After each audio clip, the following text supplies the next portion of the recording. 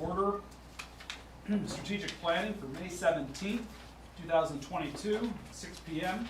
Let the record show that all aldermen are present. I'll make a motion to approve the minutes of the previous committee meeting held Tuesday, May 3rd. Could I get a second, please? Seconded by Alderman Panis. All in favor? Aye. Opposed? Okay, motion carried. No unfinished business. We've got new referral here for consideration. PL 46-22 by Alderman Anastasia to authorize the sale of a city-owned alleyway off of Van Campen Avenue to a private citizen. Alderman Anastasia. Yeah, what this is it's actually behind Coleman Street, for people that are familiar with that area. And it's, I don't even think it's an alleyway, it's called a dry alley. It's about 14 feet wide, and it goes behind 4 properties. Right now, it's nothing but high weeds and an eyesore that never gets mowed. And Mr. Fornes owns several properties on Coleman Street that he bought and rehabbed, and it's made it a wonderful street compared to what it was years ago. And what he would like to do, and I asked him to come today to better explain it than I can, is to show you some maps that he got from the county and explain to you what he wants to do. And he's asked like 90% of the adjacent landowners if he should purchase this property, and it would be put back under the tax rolls, even though it's only 14 feet wide, if they would object to it, and he had no objections. So I will turn it over to Ray, and it's not a dry road or paper street. It's just a 14 strip of land that's never been used and never will be used. So I'll turn it over to Ray. Did I explain it correctly, Ray? Yeah. Okay. The reason I want to try to get this part was, it's behind 2 properties that I own. And the gentleman that owns the other side of it, John and Vicky Tuttle, they just have a field that sometimes they'll brush hog it, sometimes they won't. And so this alley just all sits there. Nobody does anything with it. The weeds get as tall as me, if not taller. I spent a lot of time on the property at 315 when I bought it. It looked like a jungle. You couldn't even tell there was a yard. I've taken down 5 trees, cleaned up all the weeds, made a yard out of it. I'm still trying to come up with enough money to fix the house that was on it, because it needs to be fixed. And in behind it is where this alley comes into play. I told John if he would keep doing the field and brush hogging it, and come over to where this dry alley is, that nobody does anything with. If you guys want to look at this. Here, can you mark it with this, that way we know what the, I'm gonna pull up the location on. Yeah, I've driven over and took. It comes, originally it went all the way to Van Campen. So it's behind 2 properties that were combined that I bought, another property I just bought, tore down. It's behind 321 Coleman Street, which belongs to John Bright. He does not have any objection to what happens to the alley. He's trying to keep his part mowed. Then it goes behind Pat Picarillo, and the last property, I'm not sure if it's on that sheet or not, before it gets to Van Campen. Now, I doubt that Mr. Picarillo will want to move all the things he has in the way of this getting all the way to Van Campen, which I don't care. I only want to get what's behind what I own. And I told John, and I'm telling you guys, It's right there, John. that I will, That's here? Yep. if I get it, I will keep it mowed, clean, make it into a yard, and then join it to John. John Tuttle and Vicky have no desire to want any of it. And it ends at the edge of my property, which borders John Zuch at 313 Coleman Street. He doesn't care what I do with it, because it's not on his property anyway, it just borders his. But I felt if the alley could be, I guess, abandoned or whatever, I'm not in a position to buy much if I have to buy it, but I will take care of it. And it'll go back on to my properties and go on the tax roll. Because when I started cleaning this property up, there was so much stuff in the way, weeds and bushes and fences and trees, and I spent a lot of time getting it cleaned up. And these weeds just start going back into where I cleaned. If I leave them grow, and they do, nobody takes care of them. You guys don't have the manpower nor the desire to take care of it. Do you know if there's any, and I don't know, John, is there a map? I know the city used to have maps that could show you where the water lines were, maybe Brad would know. Are there any water There's lines no- on there? No, there's Yeah. nothing back, Not there's that no I'm aware of. utilities back there at all. My only question is, how do we categorize this at the city? And there might be, I mean, so you said it's called a dry alley. That's what's on the map that if you guys saw it go around. Why not just a Oh, lot? sorry, I'm sitting on this. Yeah. I don't know why they call it a dry alley, but it's been vacant ever since I've been there. I guess I don't understand, and I don't know if anybody here in the room even would, but what's the difference between a dry alley and a paper street? Because in the past, when we've entertained the notion of selling a paper street to a private citizen, it's been a legal nightmare, right? And we just don't wanna even go there, and I just wanna know, and I'm not against the idea in principle, I just don't know why it's any different.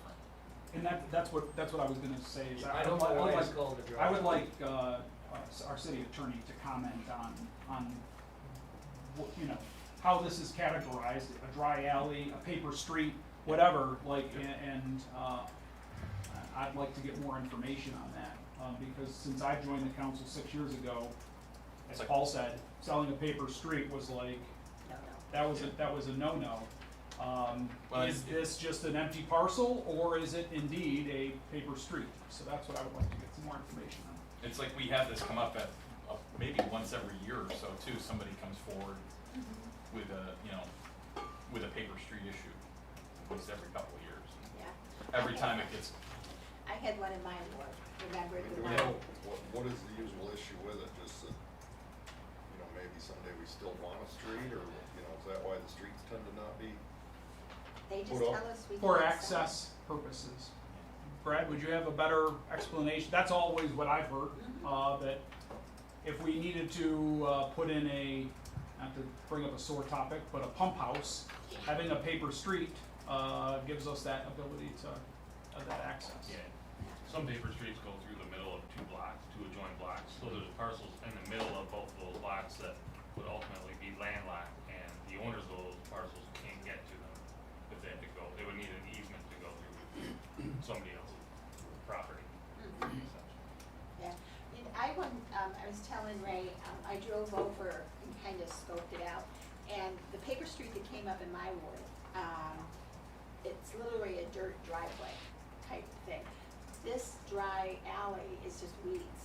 You don't even, there's no way to drive in it, and there's no way to walk in it, it's just weeds. So that's the difference I see.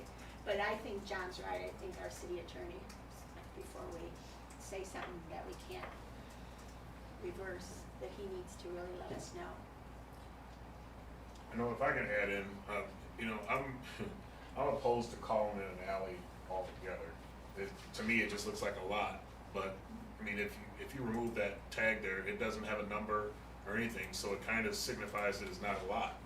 So, yeah, I think getting clarification from the lawyer would be best, but, I thought it was, the way it's written in here, it says they're authorized to sell a city-owned alleyway off of Van Campen, so I was assuming that we were talking about Van Campen or something of the sort, but, you know, to me, it just seems like we're discussing a lot, so. If that's the My case. thought is, somebody should be able to look in land records, find out what it was originally Yeah. meant Mhm. for. Yeah. If that purpose is, I was just wondering Doesn't if we had a exist. comment from the city assessor. Yeah. And the little kicker at the bottom on the right-hand side, is that gonna be included? Cause everything that's highlighted is just the, oh, that is highlighted, okay. So would that pose a problem? How many feet wide is that? Would that pose a problem, or is that just one mow straight down, or? You mean that little, The little, Yeah. nobody seems, I've talked to the assessor, I've talked to everybody that I could to find out, what is that? I don't know if it was Doesn't show a up here, sidewalk does it? Right there. or what it was. So do you own 511 there? Is that you? No, that's John Tuttle. Okay, that's. No, John and Vicky Tuttle own, Okay. but where is it? God, why is that name sound familiar? Oh, right there. Yeah, they own that big piece of property there, and I've already talked to John. He has no desire to want any of this, whatever you wanna call it, an alley or Which paper one? street. Which one do you own? You own. I own, if you go back, or move that thing, I'll show you where. See where the little sliver is that you're trying to see, and you wonder what that is? Yeah, the little. See that, the one, yep, go up to, right there, I own that one, I own the next one, To the left. yep, to the left. And there's no house on the next one anymore, I tore that house down at 319. Who is JCAC Rentals? Who is 313? That's John Zuch. He owns that property, and I've talked to him many, There's many. a lot of Johns. Yeah, there This is, is John Tuttle, John Zuch, and John Bright, yes. And John Zuch has no desire or to care what I do with that alley, because it stops right where his property and mine meet. So he really, he doesn't care. Tuttles don't care, John Bright doesn't care. The only person that may have a concern would be Pat Picarillo, who owns 515 or whatever they call that, and 323. 327 has no bearing on it. And I don't really care if I get the property where Pat Picarillo is or John Bright. I only wanna do the ones behind my own. So in a sense, I wouldn't be taking the whole alley, or whatever you wanna call it. It would just be right directly behind me. 319 and 315, or 315 and 319. John, if you Right. go to a satellite Correct. view, it might tell you, give you a better idea of what that looks like. Google satellite. No, if you just go up to the 4 boxes, Oh, click it, no, Yes. other- the other. no, middle one, There you go. that one. Go down to imagery. And I guess trees are in the way, so. Yeah, that house is still up too. What year is this? How many years old is that? Yeah. Usually it says the year in the corner or something. Yeah, I mean, So would it be, if they realize it, or you guys realize, I don't need to have that whole thing clear out to Van Campen, it would be nice. Then it'd be room to go in behind properties and in from Coleman Street side, but I don't care if that's open back up, if you're still looking for a way to get into this area in the future.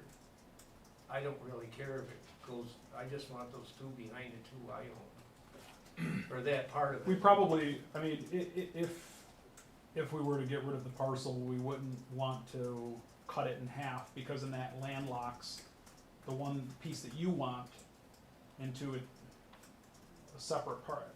I think just we. Well, the I whole thing wouldn't would really go. be landlocked, cause I can come from Coleman Street way. On either But you're one. saying you just want this section here, Yeah, right? Yeah, in behind the two properties that I own. yeah, Yeah. 19 and 15. Well, I still need to hear from our city attorney. No, I understand. Yeah, I'm just, just trying to get you guys sure. to understand why do I just want that? Cause I don't want the weeds. Yeah. I will clean the weeds up and get them down, and I'll keep them down. Yeah. And I've talked to John many times, I said, will you brush hog? If you, I get everything out of that area where you're near that, I'll get all the rocks, the dirt, anything that you could hit with your brush hog. And if he does that, and I do what I'm doing, the whole thing will be weed free. I apologize if you said this already and I missed it, but did you say, in terms of, you know, assuming this sale were to be okayed or whatever, were you looking to pay like $1 or market value, or what kind of? I don't know, What kind of cost did you want? I don't wanna pay any more than I have to. Well, right. If you say $1, I think it'd be fair, because right now it's not on the tax rolls, it will be put on, because I'll put it in with these deeds. Yeah. and then you'll be getting money back or for a period of time, or however long that I own it or somebody owns it. Right now, it's not producing any income to the city or anybody for taxes.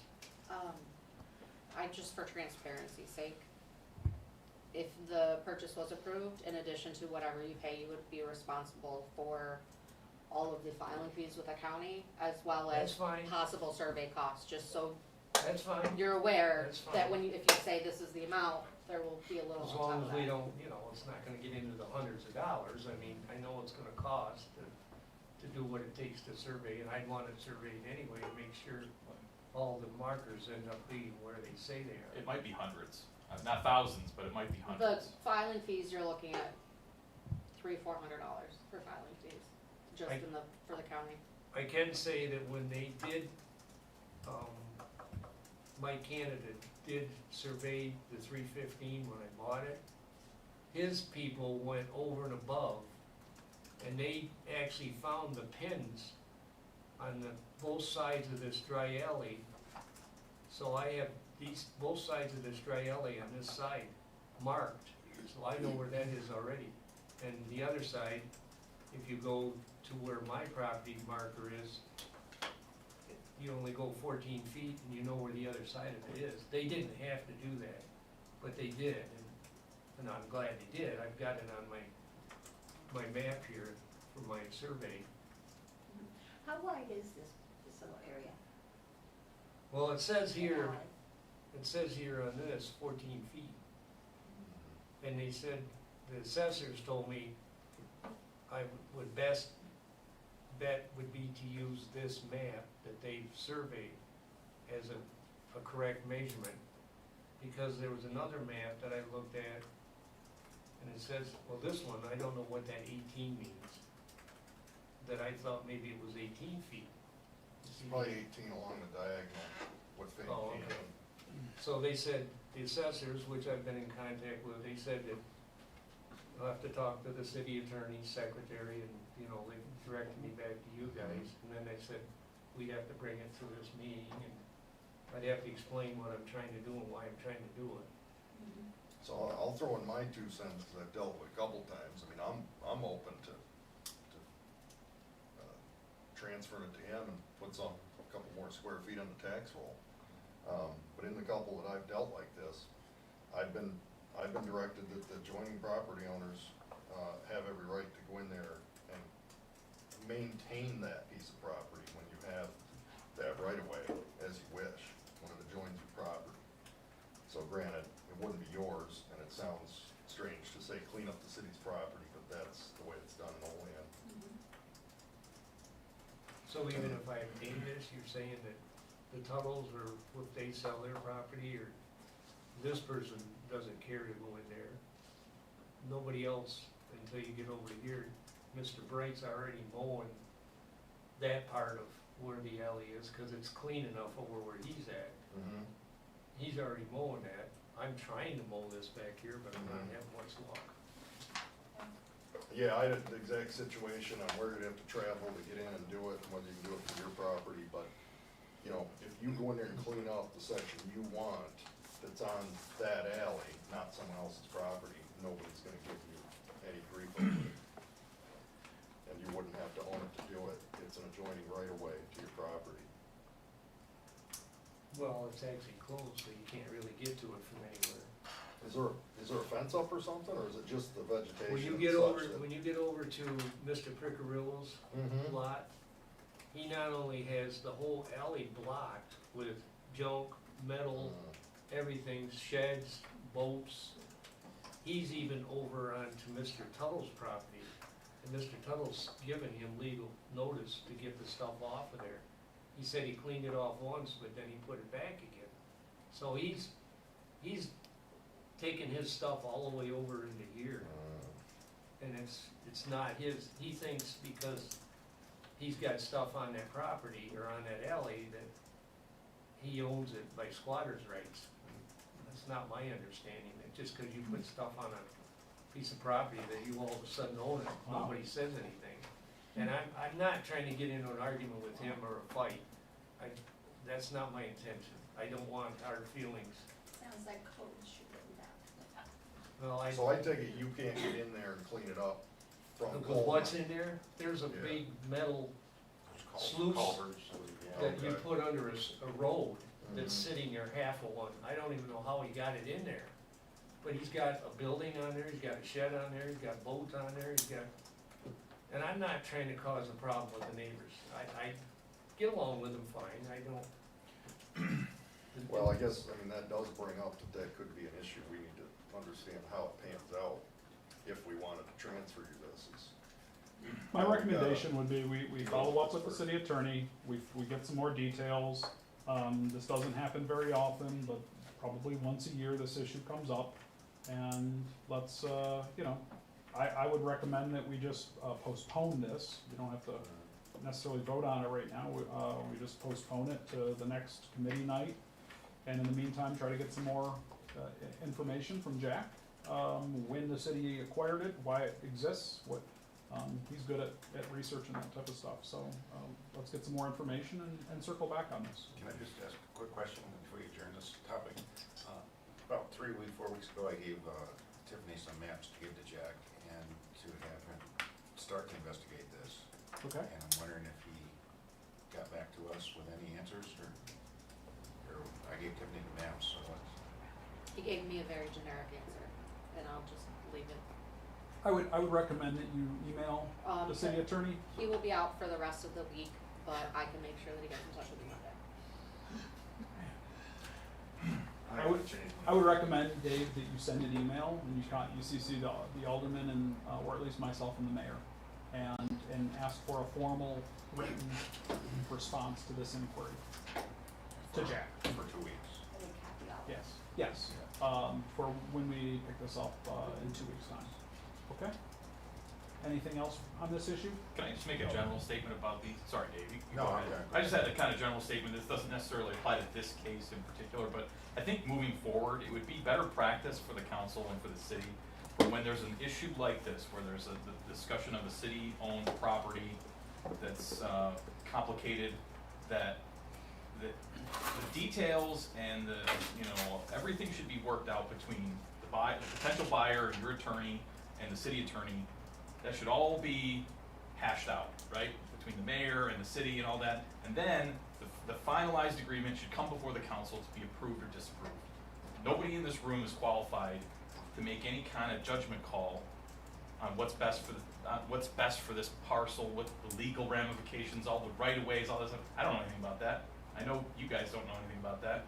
So why are we even hearing this until the city attorney says, yep, this is good for the city, now it's on the council to decide if we wanna do this. Does that make sense? It makes sense, but I kind of thought that was happening because I gave Tiffany those But maps a month ago. Again, and I'm not saying you did anything wrong, I'm saying the process is broken. So it sounds like our attorney should show up at these damn meetings more often, that's what it sounds like. Well, So, Well, I did go to the mayor and explain to him what I was, and he immediately went over to the assessors and give them this stuff. And they said they had to go, Dave and Tiffany had to go, and then they had to get the attorney in, so.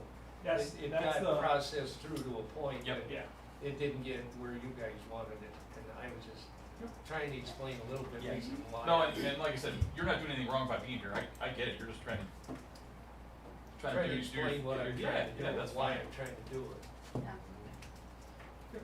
Well, thank you, Mr. Fornes. Well- I appreciate that, and I Well, appreciate your thanks for time. listening to me. Absolutely, sir. Hopefully we can. so hopefully in 2 weeks we'll have an answer for you. I hope so. That's all right, it's not like it's a race I have to know tomorrow. I Although just the don't- is growing pretty quickly. Yeah, and the weeds are starting to Yeah, go up, so I'm yeah. gonna try to get over there and knock them down before they get way out of hand again. All right. Cause by the middle of summer, then they're so far out of hand, you can't get them down. Thank you, Mr. Fornes. Thank you, guys. All right, I'm gonna make a motion to postpone this to the Thank you. next, strategic planning committee. Could I get a second on that? Second. Seconded by Alderman Witt. All in favor? Aye. Opposed? Okay, PL 46-22 is postponed to the next strategic planning. Just before we go down this, I just wanted to make sure, Brad, you have 2 things you're here for tonight, right? Okay, so I was gonna bump you ahead, but you're here for the other thing too, right? Okay. All right, so, I sent everyone an email, a while back, and I wanted to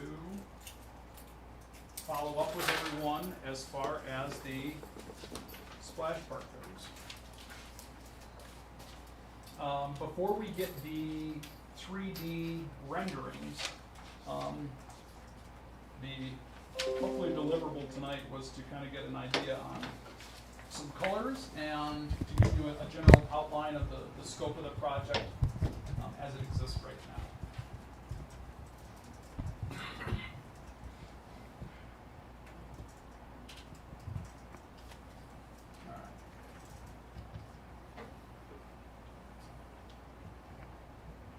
All right. The lights off? Maybe there's, I feel like there's one, maybe flip the two.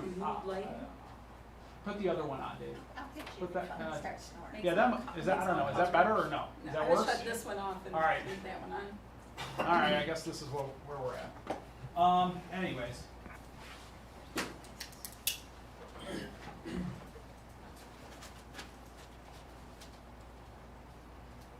Really the main,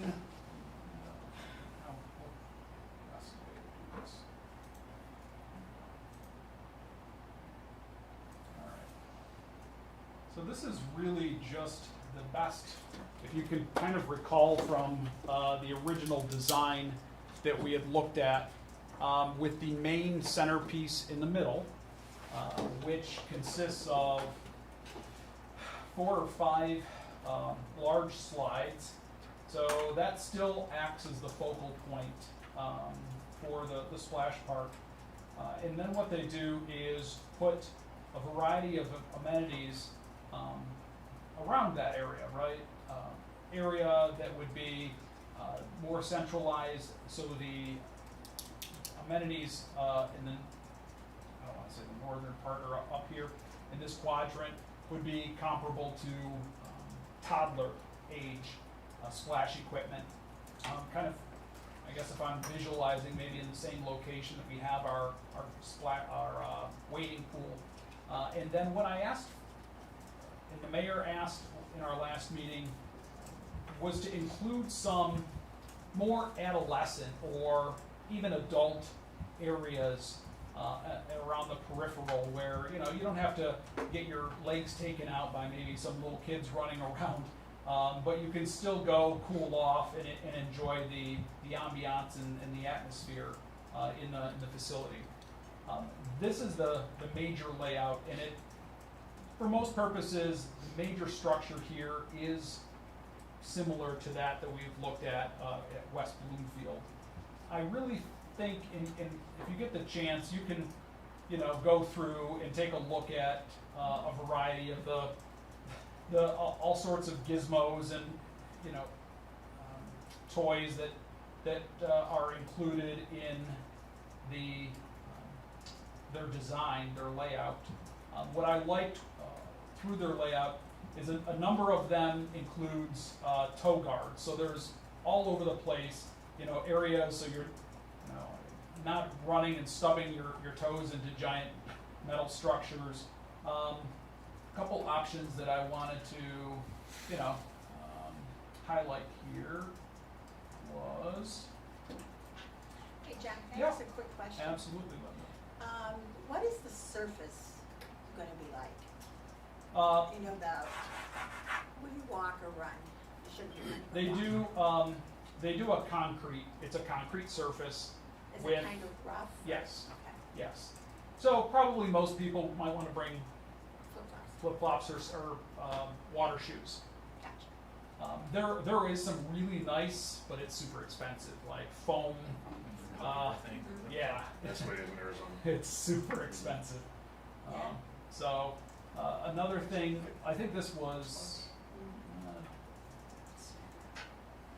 Well, and I think the texture for us, since we don't have, you know, we have winter here, but we Yep. have to stick with what's practical. One of the items that Linda had seen along her travels, and we talked to them, I just passed it. Yeah. Put a shelf over it. Right here. So the inclusion of lighting, that within their design, they can tell these lights through coding whatever color to be. So if it, was say during a period of time, 4th of July weekend, we could have it all be red, white, and blue. And then if it's something to do with, say, the Olean Huskies, maybe August, September, it's still open in operation, you could, do red and yellow lighting. If they've got a football game going on or something along those lines. So CAT was including a number of these LED illuminated fountains throughout the park. So is the idea you do like a splash pad after dark type Yeah. thing? Yeah, yep, They, the that's one, exactly it. if you ever get a chance to go to Burlington, Vermont, I took some pictures, I showed them to the mayor, but at night, they're lit up and they go on. And then there's a seating area just to the side where people come out from restaurants after going, and they either bring their coffee, or I've seen people there with wine. And they just sit there and relax and enjoy the lights and the spraying water on a hot summer night. It's beautiful. And there's a couple restaurants not that far away, they have music going. So it's really a relaxing place, so it's beautiful. I'll take some more pictures this summer. That's cool. They don't do the traditional, I guess, maybe other Canadian, guns.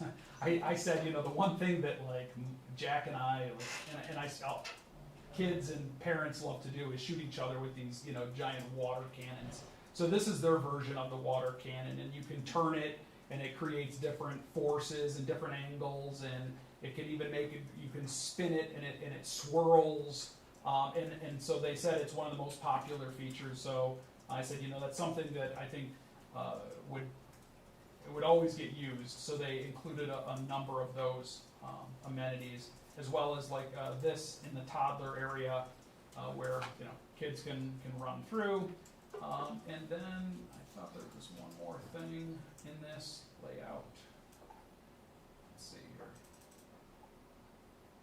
All sorts of different, obviously, fountains.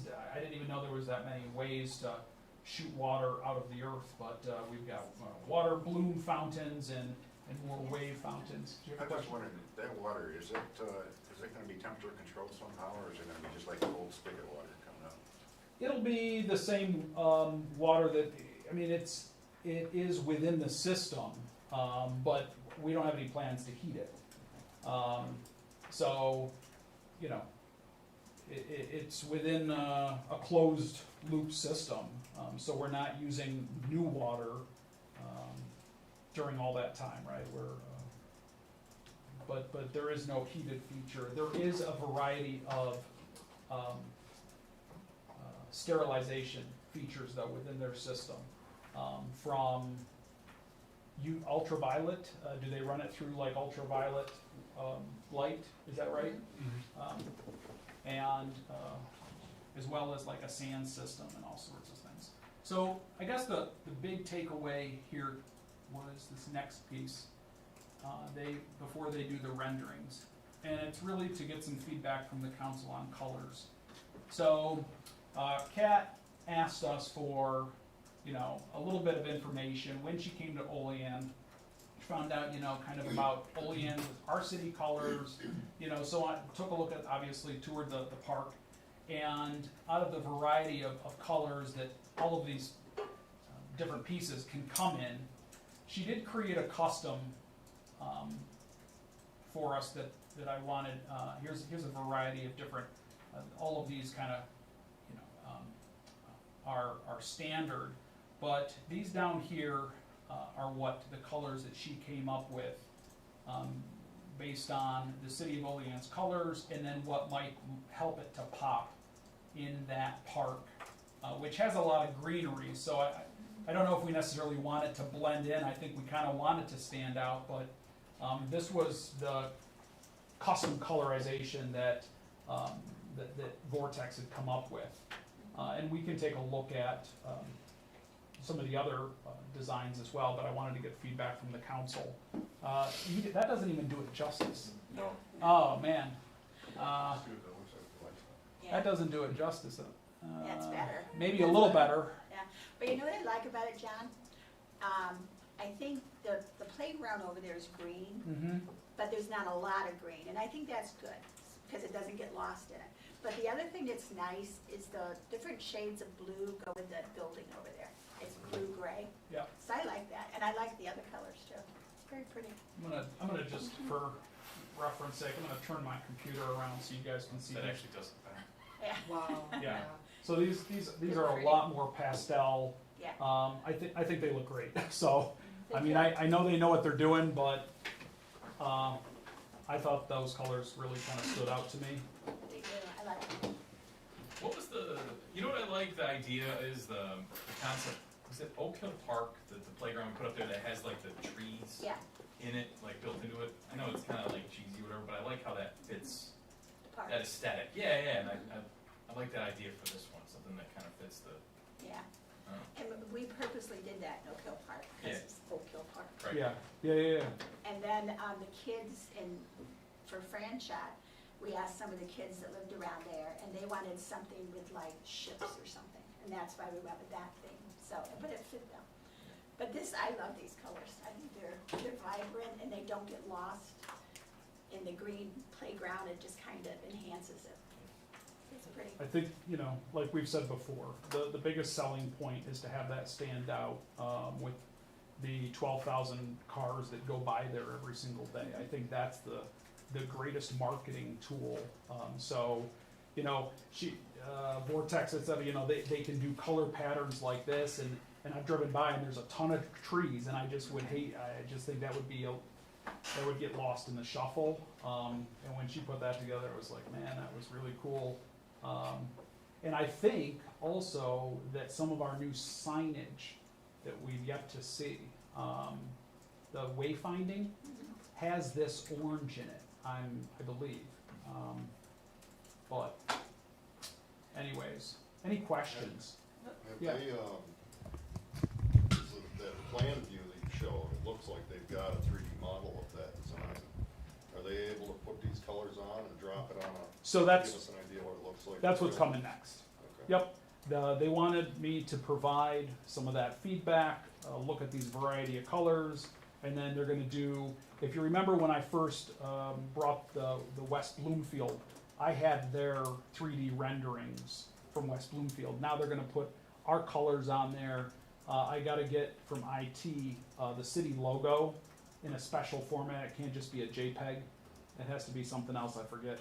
And they're gonna put that on the big bucket, dump bucket, the dumps, So, dumps I'm on glad you kids' bring heads. that up, because in my head, when I was thinking about this, I wanted to object to that city logo being bigger than maybe this big on anything. Yeah, Because I I just completely think it looks like the courtroom, and playground shouldn't look like a courtroom. So, That's We're my not feeling. we're not the Buffalo Bills, like, we don't have a logo. now, I mean, I'm okay if we abstract it. I think we do have a logo, and I think the logo's going on, and I wish the mayor was here to talk about it, but I'll do a follow-up. It's, for my knowledge, we have a logo that is going on because the Chamber of Commerce worked on it, and in Bill, and it's pretty cool. It's a giant O, and it has, But not that state. it's not the state Okay. logo that's on the courtroom. Okay, No. that's what I'm talking No, about. I agree, 100%. No, it had like the church, let me see if maybe Carrier Bill has it, and I'll send it to everybody. I thought it was really Does cool. it have like every other letter capitalized? and then No, it's just capitalized? it's a giant O, and then within the O, it was It's like not like the Oilers. They a have a big. little similar, Okay. but inside it was like some the church steeples and the mountains in the background, and Yeah, that I can get down on. Yeah, that sounds nice. but I don't know why it hasn't been brought to us, so I can't speak to that. But I think that is going on the wayfinding stuff. The chamber's involved, so I'm sure they're all over it. So, John, I was gonna yes, say, sorry. last Thursday I spent probably several hours going to all the different parks. And what I did is I talked to people who were gonna use, like, the pool, like, people who were, I talked to a bunch of kids, a bunch of teenagers. I went down to, well, I guess it was over the weekend, cause I went to, Gargoyle? Fortis Park, I went to Gargoyle. I was there. I went to Oak Hill, so I talked to a ton of people, parents that would use the pool or not use the pool, use the splash park or not use the splash park. And I just said to them, you know, like this group of teens, I asked two groups of teens, you know, have you used the pool? They were like, no. I said, would you use the pool? They're like, no. I said, would your friends use the pool? No. I think when I got down to about 11-year-olds, a couple of them said that they had used it in the past. But their mom was like, yeah, but we got a pool in our backyard, and that's what I heard several times. So kind of going back to, you know, why we're doing it and stuff, my informal survey, if you will, and I probably talked to 70 people. And all of them love the splash park, all with the exception of just a couple of kids whose mom then was like, we have a pool, were like, they would use it, but above and beyond that, nobody else even batted an eye at the idea. And it was important to go and talk to the people who would use it. I mean, talking to people my age who are not gonna use the pool, whose kids are grown, doesn't make sense. You know, so going and talking to people who have little kids and the teenagers, you know, so literally, and I honestly, the one funny thing that came out of it was I was at Marcus Park and the teens there wanted to make sure that we kept the merry-go-round. That was their thing. They're like, can we keep the merry-go-round? Love the merry-go-round. That apparently is a big seller at the parks for teens, right? Not the pool. Yep. So I just wanted to share that because I did go around, I posted up kind of where I went and, you know, lots and lots of people. And I was gonna say, the King Street Park, like tons of people there. Like that was probably the most used, but even the little park up on Homer Street had a family there, so. Can I just add, I was down at Gargoyle, I took that picture, the kids, I was talking to them, sort of like what you did. And I asked them, they are thrilled. They just think, the one little kid said something about going to Erie to Splash Lagoon. He goes, we'll have our own Splash Lagoon. I thought, that's pretty cool. But even in Gargoyle, I said, so what kind of, you know, not toys, but playground equipment do you want? And all four of those kids said, don't get rid of the playground, at the merry-go-round. They loved it. And there were a ton of kids there. We were there for the pink throw. There were about 20 women getting, you know, and the woman that taught us was excellent. But this is at Gargoyle. Yep. But the big thing was the merry-go-round. But all these kids were looking forward to the splash pad. They said that, and none of them said anything about the pool. That's when I saw West Bloomfield and I was working on the original presentation to share with you guys. I don't think Lila or Jack have paid one moment of attention to my life here in politics over the last 6 years until they were walking past me at the kitchen table on my laptop, and they like stopped dead in their tracks and they said they had no idea what it was, right? And they're like, Dad, can we go there, right? And I said, heck yeah, I hope we can go there, right? And I hope it's going to be right in Olean. So this is going to be incredible for our kids and our families, and we're doing it the right way. John, could we take advantage of the young person here? If you don't mind being put on the spot. What do you think of the splash pad? I think it's cool. Yeah. Would you go there? Sure. Okay. Awesome. Awesome. Right I answer. mean to put you on the spot. Well, and they did want to make sure, and I talked to them about, you know, having some teen activities built around there so that, you know, so that we're cognizant of meeting the needs of, right, kind of the whole age group, not just, I think people think like, oh, it's just for toddlers, but no, I think there's plenty of fun things that the teens can do and stuff there. So yeah, one of the things that we were brainstorming, right, was not only the inclusion of the lighting so we can use it at 7, 8 o'clock at night when it starts getting darker, but have Friday nights or a couple Saturday nights a month be teen night, right? And be for up to 17 years old or whatever, and have music. I mean, that's critical for this design. Vortex doesn't need to do it, but for our engineers to include a sound system, right?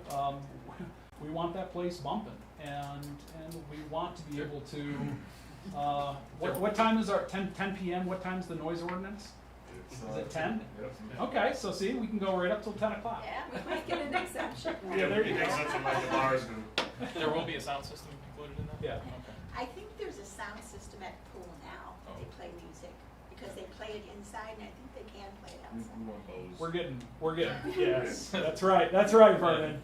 Well, we're gonna have the lights. Well, maybe next year when it's finally open, you can have some of the concerts in the park at that Oh, park. So Yeah, you that'd could be That'd cool. be awesome. showcase it. Look at how That'd be creative we are. We're so creative. Awesome. Any other questions? Okay, very good. Thank you. So, off to, so what I'll be doing now is giving that update to Vortex. The mayor and I will meet with them, I think, this Friday or next Friday. And they'll put together the 3D rendering. So the next time we really reconvene on it, Vortex will probably be either in person or remote, and you guys will see the renderings. So, moving along, we have the Census Customer Portal. So thanks for being patient. And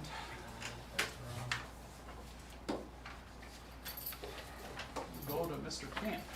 I don't think this is the first time that it's been mentioned that we wanted to get a system for residents to control their own water usage and be notified of potential water leaks or excessive usage and things like that. This is in addition to the system that we already have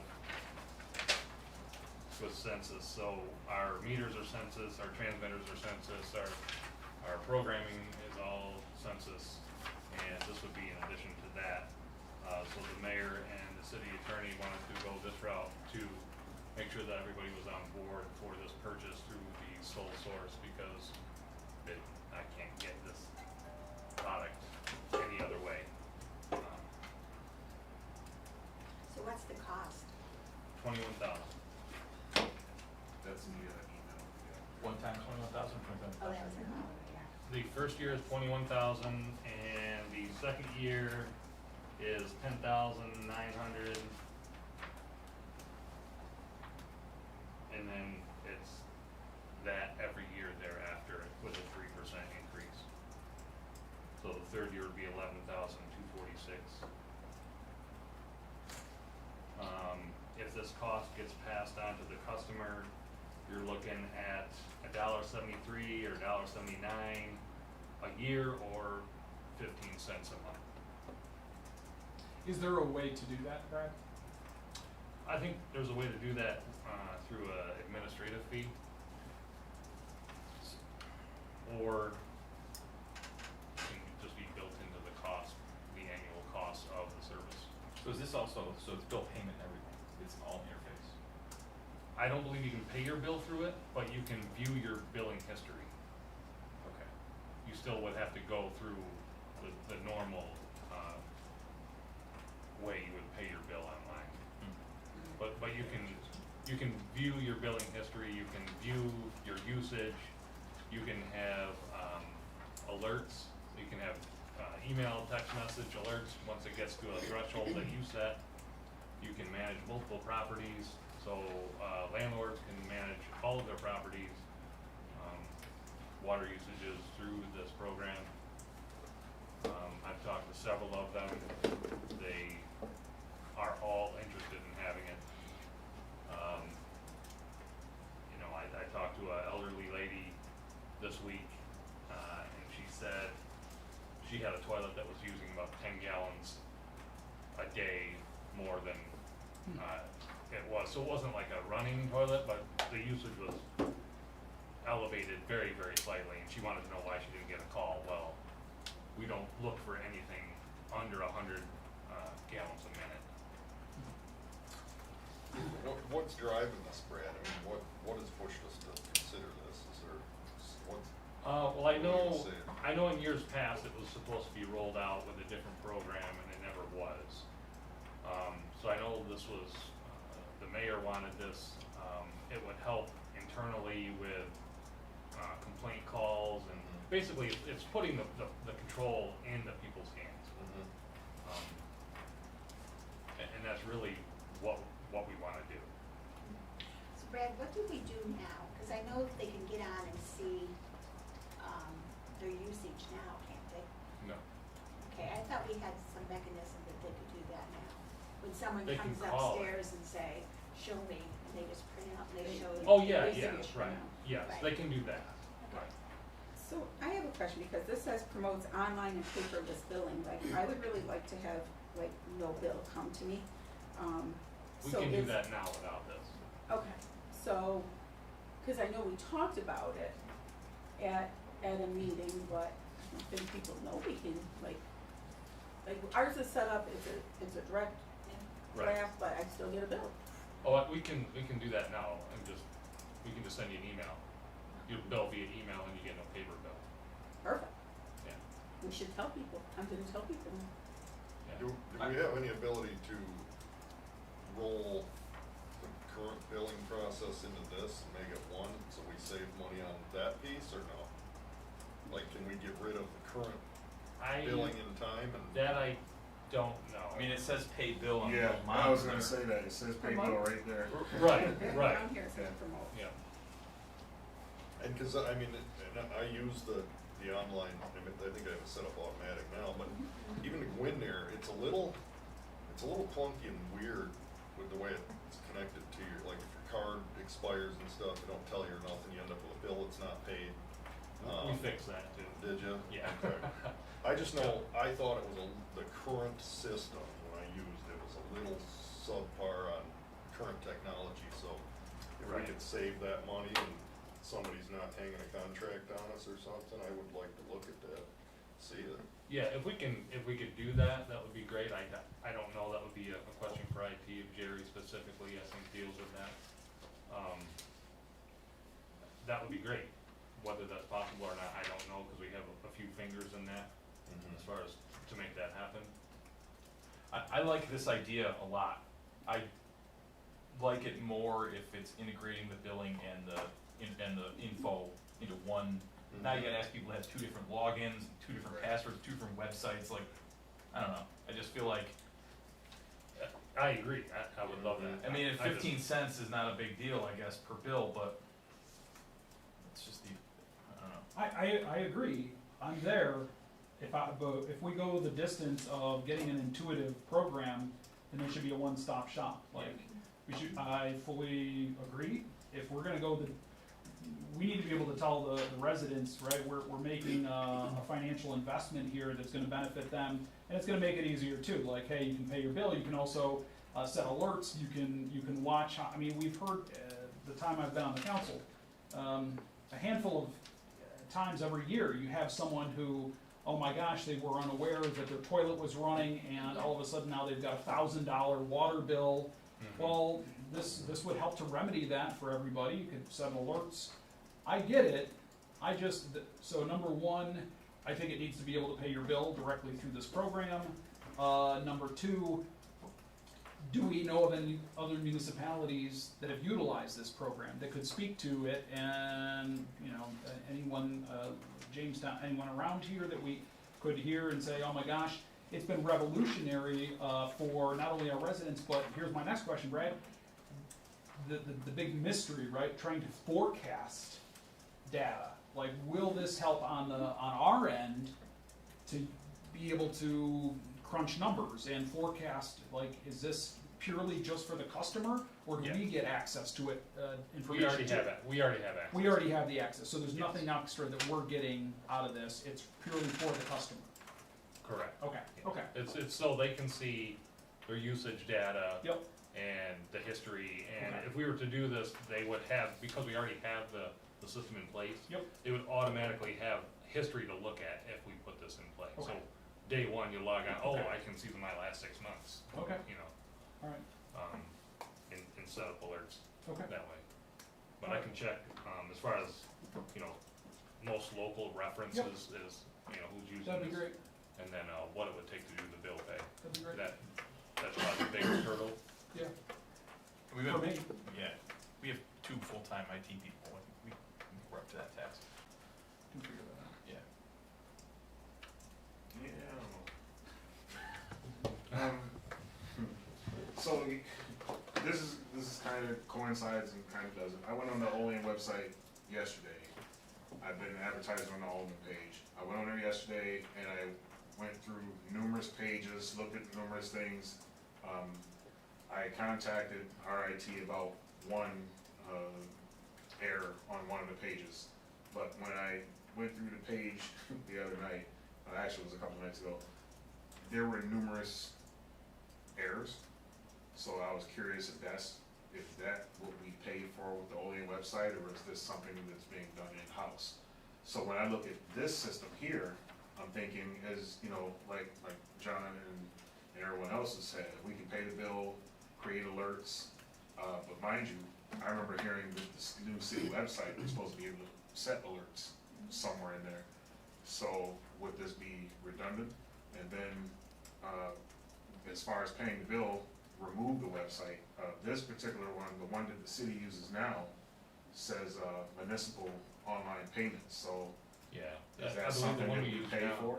Yeah, the one we use now is through Tyler Technology. Tyler Technology? Yeah. So, you know, that's something that, you know, if we're in a contract through them, is that something that we have to, you know, would this benefit us, or would it just actually duplicate? I mean, I love the idea of having something put in place, because I remember the complaints when I first got on the council.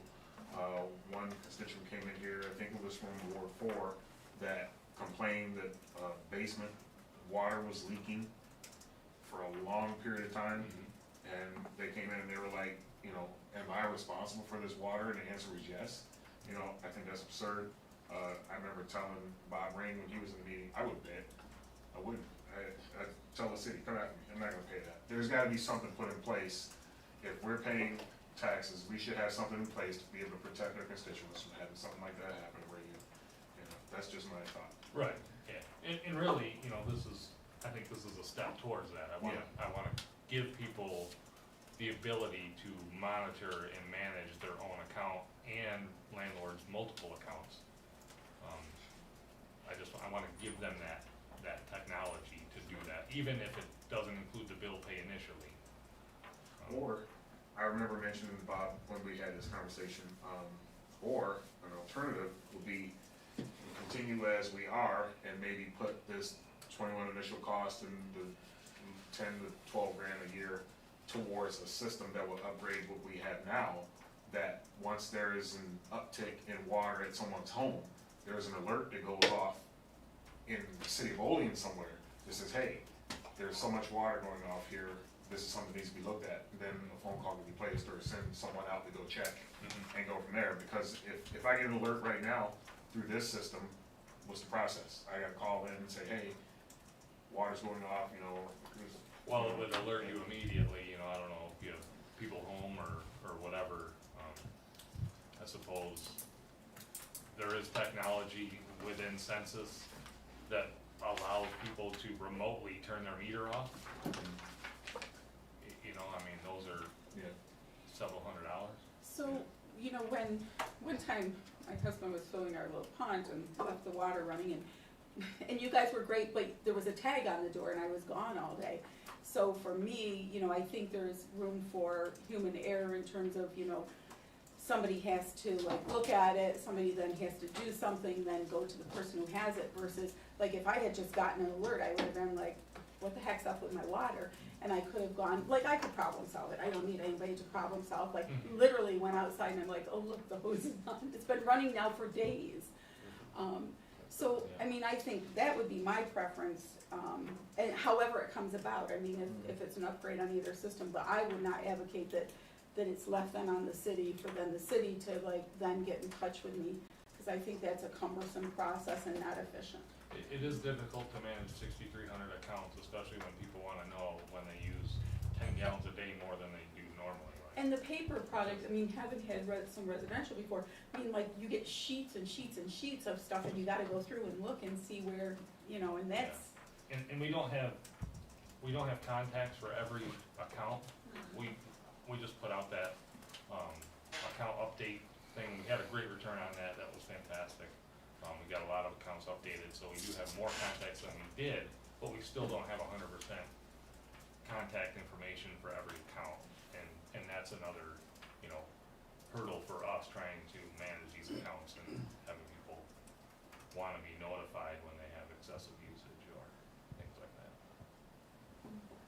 Okay. Makes sense. I think it makes sense. I just would like to, like I said, know that little extra step, it, you know, would totally make it just really easy and efficient for our users, if they could just pay their bill right there and, Yeah, that would be ideal. That would be awesome. I mean, Yeah. it would be fantastic, Yeah. you know. The other thing too is, we didn't talk about commercial accounts, you know, business owners knowing exactly what the Sure. usage is. I mean, that's another benefit. yeah. And not having to make a phone call, it's right there on their phone, it's right there on their tablet, whatever it is.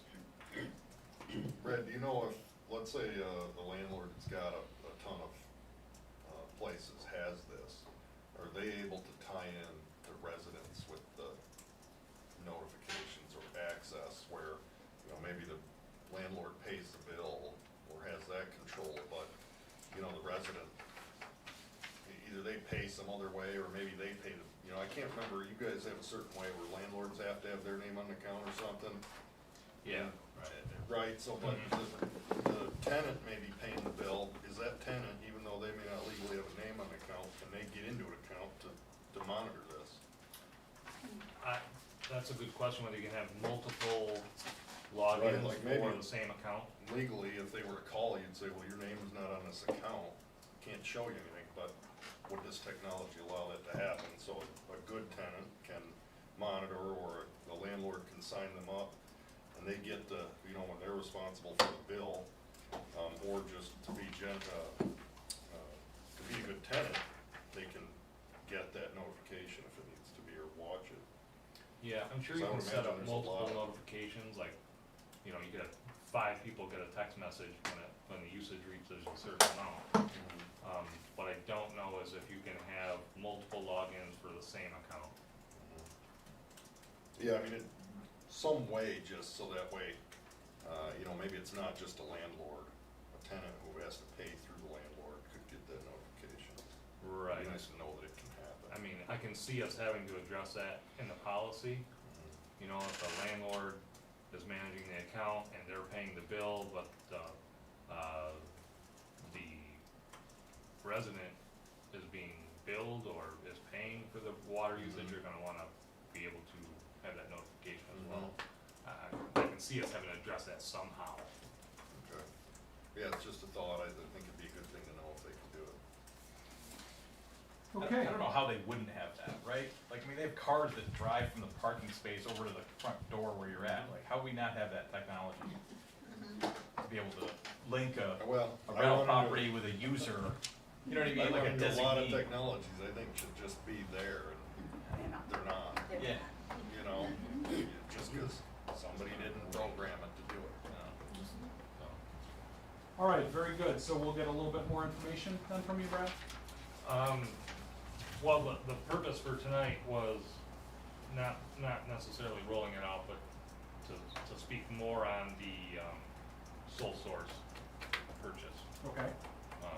So I guess we'll need to decide if it's something that we wanna move forward with or not, and then if we do, then it gets to the sole source. Brett, Designation. what do we pay for the company we use now? About the same, a lot less? for the billing. Yeah, well, not just the billing, but the site, you know, whoever we contact for different issues, don't we have someone that we oversees that? I'm not now? sure what we're paying right now for the software. Okay, yeah, the tailored, What's the $2 or Tyler. $1 we pay every time we pay online? That is for Tyler Technology. Oh, Well, that's so what we are, that's for. okay, The $1, I thought that was for the, expense of paying for the debit transaction. Yes, Because that's if you don't not- do a debit, then you don't pay the $1. Right, that's Tyler Tech. Okay. okay. Oh, so they're charging us $1. It's like, Okay. there are third party between the city and the bank, so they're managing the transactions for the bank account. Okay, so yeah, that would be interesting to find out what would the other site charge and Yeah, it'd be interesting to see. comparison Laid out, between the like, two. what do we pay now, if we went all in with this thing, what would, you know, obviously there's probably another charge, right? But what's it look like difference-wise to stay split as opposed to combining? Right. Is there a contract that holds us up for 5 more years to pull it off? Or, you know, do we have to go halfway and then the other half when we can contractually do it? Whatever, you know, whatever that looks like. Or going with a new system and having them decrease that surcharge Mm-hmm. if we go remote. Okay. All right, very good. Anything else? All right, seeing none, we have no committee reports. I'll make a motion to adjourn. Could I get a second? Seconded by Alderman Robinson. All in favor? Aye. Opposed? Motion carried, and we are adjourned. Do you want to do public safety next for Brad? So he doesn't have to say. Yes, you don't have anything else, do you, on finance, Brad? Nope. Okay, so, public safety. That's my notes. Thank you, Sharon. All right, I'm gonna call to order Public Safety Committee for Tuesday, May 17th. Let the record show all the committee members are present. Approval of the minutes of the previous committee meeting, Tuesday, March 29th, 2022. I'll make a motion to approve the minutes. Can I get a second? Second, Alderman Anastasia, yeah, you're whispering over there tonight. All in favor? Aye. Aye, any opposed? Okay, ayes have it. Unfinished business, we have none. And then new referrals for consideration is a conversation on the levy reaccreditation update. So, this one here, Bob gave a presentation here not too long ago and was talking about the levies. And we talked about it during the budget meeting. And I believe that leaving this topic untouched sets us up for issues in the future. The levies are an important system for our city, and I definitely believe that it's something we should not overlook. Unfortunately, none of us are experts in that, so we need to find out more information, because the one thing that stuck in my head from Bob Ring was that if we did not get the accreditation, then the entire city of Olean's insurance would be going up, and that's not gonna happen in my life. So, Brad, turn it over to you. Yeah, so we put out the RFP for the levy accreditation. We got 4 responses. We scored them based on the scoring brick that Bob had in the RFP. So myself, the HR manager, Ward Neer, and the fire chief went through these proposals, scored them based on the weighted average that Bob had put in the RFP. So it was 35% weight on the project approach and understanding, 35% on the firm's proposed staff and resources, 15% on the ability to meet the schedule, and 15% on the references. So when we scored them, Tetra Tech came out. Well, we had 4 responses: Tectonic, Bergman, Tetra Tech, and GEI. We scored them. Tetra Tech came out on top in all 3 of our scores. GEI came in second. So we sent a letter declining Tectonic and Bergman. I requested quotes from Tetra Tech and GEI. I have not received those yet. I would expect to see one, if not both of them, by the end of the week. So then we can kind of look at both of those proposals alongside with quotes and kind of make a determination on how we want to move forward. Both of these reports, basically, they come in, they'll give you a presentation of what they're going to do. They walk you through the process. About 80% through the process, they'll meet with you again, share their findings, and give you a path forward towards certifying and then accreditation, because you can't have one without the other. It's a process that you go through. The levies either meet accreditation and you get the benefits of that, or they don't meet it, and then you're looking at anybody who has a property within a 100-year floodplain, which is a significant amount of the city, would be, paying for flood insurance if they have a mortgage. Hey Brad, how many miles of levy do we have? Do you have that number? It was in these reports, I wanna say something like 18.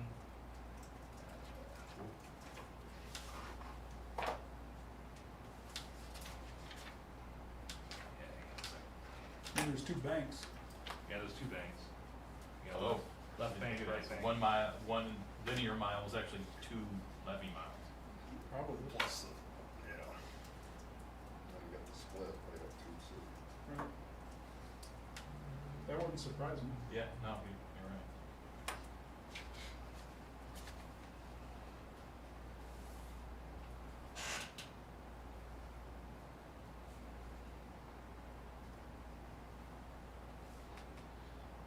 It was in the teens, it was 13,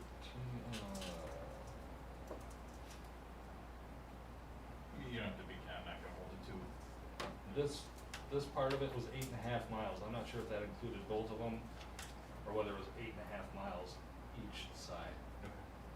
So it could be up to say 17, 18 miles, that makes sense, okay. Yep. So they pull up a lot of data in, they analyze the data, they tell us all our inefficiencies, and then what is it gonna take to get up to certification and accreditation.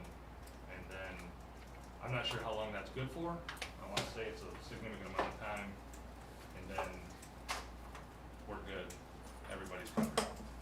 And we have, I mean, we have no ballpark guesstimation what this process costs roughly. Well, if we're waiting for a quote, we probably shouldn't even talk about that. And that's fine. Well, I mean, the quote isn't gonna say, it isn't gonna get you to a point of accreditation, it's gonna tell you what you need to do to get to that point. Ah. So they They come in and say, okay, Consultants. you're a foot low here. Right. You gotta build, you gotta. Right, so build then you up. have to hire a contractor to come in and add a foot to the levee in the Okay. section, and, So it's not, so having them do the consulting to analyze isn't the expensive part. The expensive part is if you need your levies fixed or updated. right, which we already know we do. Okay. We already know that the section between the trestle by the pool and East State Street Bridge, that, the east bank is low. Yep. We already know that the Main Street Bridge is a pinch point. So there's things that we know. So this is a necessary process to go through to say, okay, this is what you have to do in order to Yeah. meet this mark. Right. You know, so you're looking, Right. you know, Yeah. you're looking at 20 to 40,000 for this. I can tell you that Binghamton is going through the same process. They're looking at it, they have, you know, more bank to cover, but they're looking at 100 million. Come in. Yeah, 100 million, Yeah. You mean to fix everything? yeah. Okay. So Brad, is a lot of this determined by, I remember in the past, we always talked about the 100-year, the 500-year storms. Yeah. Like Binghamton, they had the 100-year storm Yeah. when they flooded. Mhm. And don't they calculate that in when they decide to, because I remember vaguely, I think Huh. Tom Windus was still here, that there were certain areas of Olean that weren't in the floodplain previously, but now could be considered to be in the floodplain. Sure. Just because of the 100-year to 500-year storms. Yeah. So that has to be calculated in too. Yeah, and that'll be all part of, we'll have that data at the Okay. completion of this step. Yeah, I just remember them pointing that out too. So the city's responsible for the funding, or to repair these? Yes. Is there FEMA grants or anything available to help? That's the other thing that you will get with this is potential funding, avenues. They will point that out. Do you also know, Brad, when you do what you have to do to become accredited, and then say, you know, a flood happens where there's, you know, significant damage to parts of the city, is there some kind of backing You'll be to able- help recover from that because you got accredited? you'll be eligible for FEMA funding, basically, because Because you did everything you could. I believe that's how it works. Whereas if we didn't, I don't believe we would. Okay. And there are things that happen that are totally out of our control. Like that one year, there was, the gate didn't shut because of a tree branch and all of Bradner Stadium flooded. Yep. You know, that was something nobody could have foreseen, it was just, the gate didn't shut. So the flood of 72? Yeah, that, I was around then. I wasn't alive. That was cool. Someday there'll be a flood. Oh, there will be a That's that flood. size. We may not be Actually, here, they but- estimated the year that Binghamton had that big flood, I think it was Chief Bell said if it would have come 5 miles this way, it would have been us. Mm-hmm. Yeah. Okay, It's pretty scary. so that'll be interesting. Okay. Any more questions on that? Yeah, that's what I was gonna say, any more questions? So they're gonna, I guess the next steps, we hear back and then they have to do presentations to us? Well, I'll get 2 quotes back. Yep. And then we'll kind of look at, both of these proposals and quotes side by side, determine who we wanna go with. I'm assuming, it's who we're most comfortable with based on the proposals. Okay. And then, We gotta figure out how to pay for it. Well, will, Yeah. so in their quote, will it include what we have to do? no, No, this is No. just to retain them as the consultant. yes, they're gonna come in, they're gonna gather all the data, they're gonna survey east and west bank, or left and right bank, Right. hardly, Right, they do left, right. right. If they win the bid, they'll do all this. Correct, and then they say, okay, here's what you have to do to meet accreditation, Okay, here's possible funding sources. Here is an estimate of what we think it's gonna cost you. gotcha. So you said in roughly a week you should be able to get a response, so you think you get a response within at least 2 weeks? I would, Next committee? I would say so, based on my correspondence with them, it got delayed because some people were off, because, Vacation. these companies don't just use their company, it's a kind of a conglomerate of different specialists, Okay, so they have to get prices from each one and put it all together and then ship it. okay, so we can come back to this, have another public safety committee meeting, June, whatever that first Tuesday is, and that way, hopefully you'll have that information, and then we can discuss the consultants, which one the council would prefer to go with. Mm-hmm, yep. And then they'll gather data, and then whoever this is will come in and give you a presentation on what exactly they're gonna do. Okay. And So, I mean, there's nothing to postpone or anything, because it's just this, consideration or whatever, right? I can send you the 2 proposals that we narrowed it down to, Okay. if the council wants that. Sure. But there's no dollar amount on it yet, right? No. That's what we're waiting for? Correct. Okay. Yeah, I'd like to look at it before it comes to the meeting, so. All right, so we will come back to this topic, at the next public safety, committee meeting, first Tuesday in June. So is there anything else for this committee? Yes, Linda. I have 2 things. One, I sent pictures of the truck that kind of moved the big rock and cracked the lamp.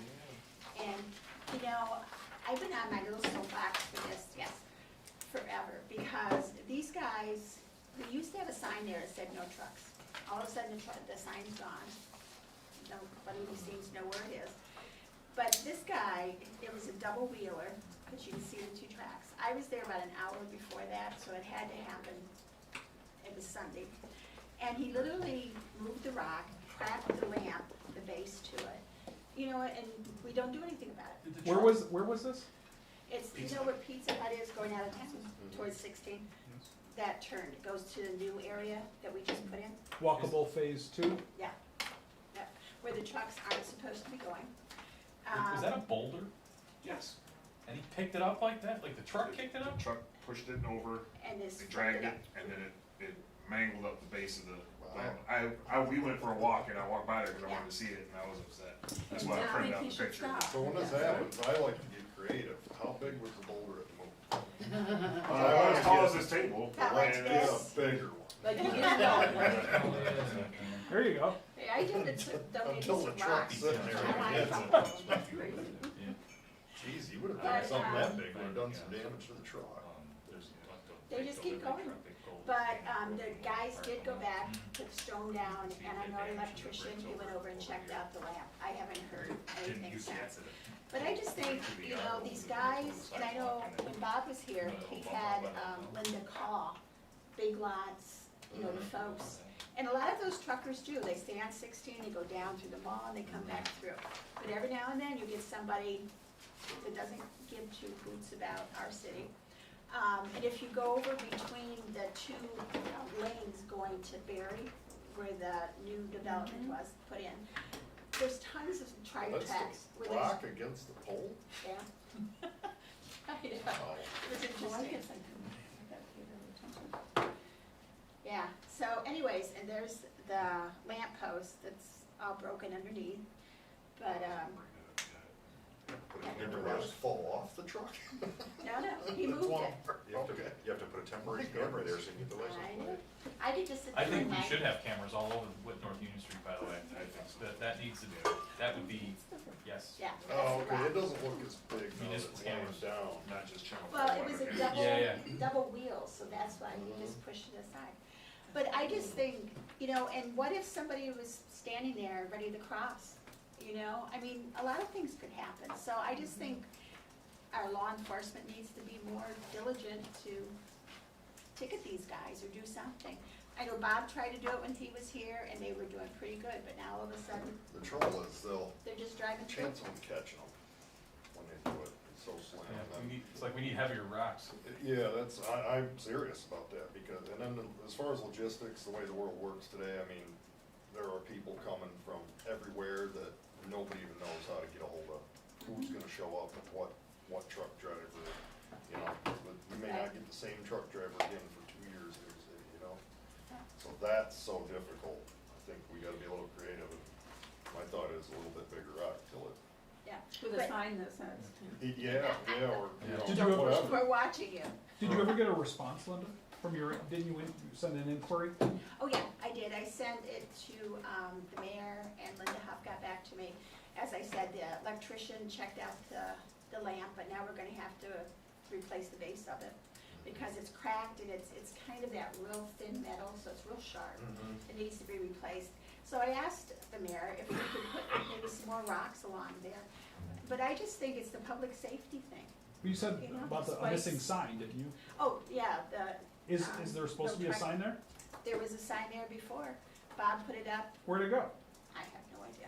Maybe a Probably truck took it took it down. out, and the driver probably threw it in the back, so nobody could see it. You should put those like one of those concrete baller, you know, like they have it in front of Walmart or whatever, the big pole.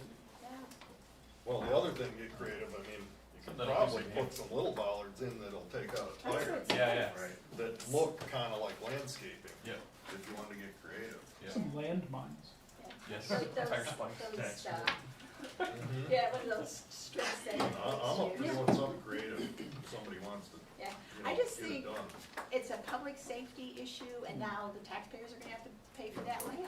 Why don't you So- put a sign in that says no trucks, but Right. when they pound the sign in, the state used to have breakaway poles, so that the base of the sign is in the ground, then when they run it over, it's gonna break up here, so it falls over, but then that piece is still sticking up, so when they run over the sign, they're just split their tire. Really? So, That's a good idea. Yeah, I like that. Spike strips, man. spike strips. We're getting really nasty here. Hey, we gotta protect the city, isn't it? Yeah. Hey, I'm gonna get some truckers to start talking to each other if we start blowing out tires. Yep. Yeah, they might say, don't go that way. All those Yeah. guys are licensed, or CDL licensed, right? If they did that in their CDL driver test, they fail. Yeah. Yeah. So, Yeah. Well, I the have other no way to look sympathy at for it, that. if these guys get ticketed, it's not the trucking firm they're working for that's gonna have to pay it. Right. They are. Yeah. Cause they have to pay all those Yeah. things, so And the tough part is still, think twice. you ask 10 people, 7 of them will say that our design's too tight, but The You whole know, purpose was to if you're slow good, people down. if you wanna be a good driver, you can maneuver those. I have a CDL, you can drive it. You can drive. Right, no, that's what I'm saying, Granted, like, our don't let 'em national give grid you is that only crap. 48 But- footer, but they're driving 54s, but still, you can get through there. My dad used to say he was a truck driver. There's men that drive trucks and there's truck drivers. like I've watched some of the good ones in the roundabouts, if they hit them right, They're their great. tires won't even go into that center circle. No. I've never seen any of them then. I've seen a few. No, I haven't seen them very often. I always see them up I've on the watched- thing. I'm like, oh God, they're gonna tip over on me now. But I think they're allowed to, because that's why the. Yes. Yeah, Yeah, yeah. no, I know is there. that. They're allowed to, but Yeah, some of they're them, allowed it's, to. it's like a competition. I don't even wanna touch it, you know? Yep. They're good. Okay, the second problem, issue I have, you know, I see our scooters are out being used, which is wonderful, but they are riding on the sidewalks uptown in North Union, and I did talk to Chief Richardson about it. And he informed me because, one went flying down Main Street on the sidewalk, and someone was walking with their dog and almost got hit. They were on the sidewalk, and he informed me, and I didn't realize, in the neighborhoods, you can ride on the sidewalks, but uptown, you have to be on the road. Which is fine, I'll just tell my people to watch where you're walking. But uptown, they're still riding on the sidewalks. Yeah, because we were So, supposed to we need to go enforce back it. and, we were supposed to go back and, alter the rules, Right, and, nothing was done there.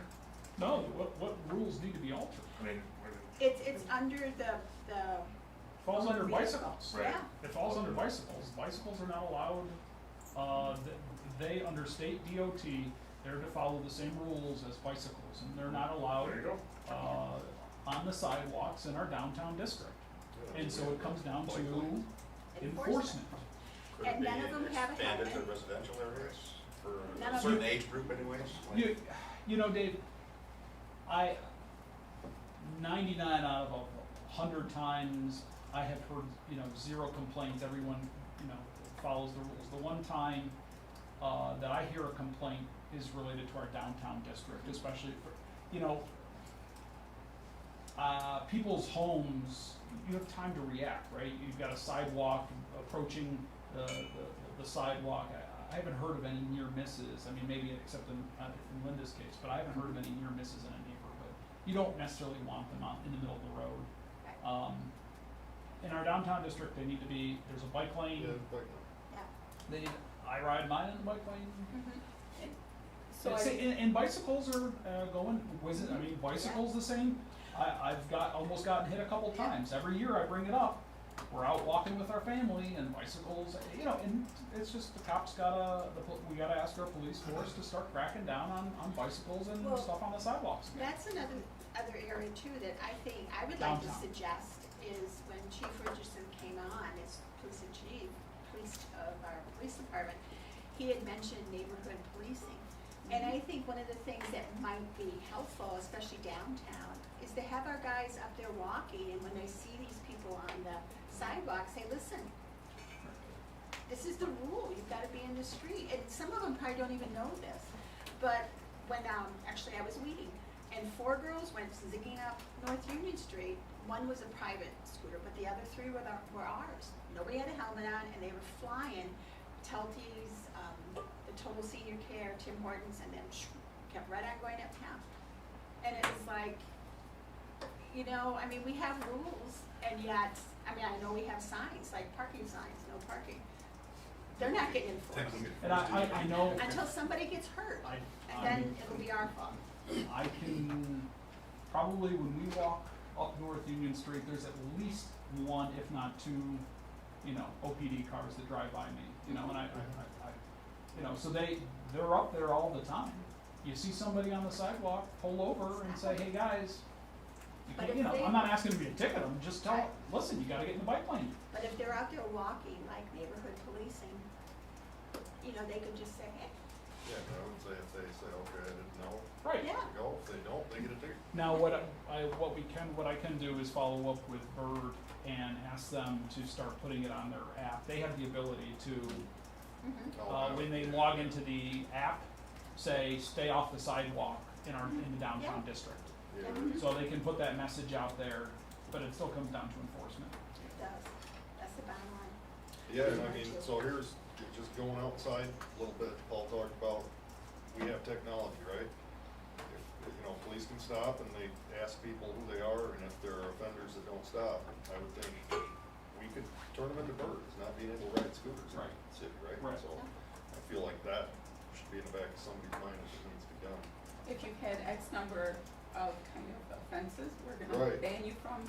Yeah, like they get stopped 3 times for being on the sidewalk uptown, police can for it to, someone who gets in touch with Bert and that person, they gotta log in with their They'll have to license have and their stuff, time so log to in me, then. that, Oh, they already do that. They get Yeah. banned too.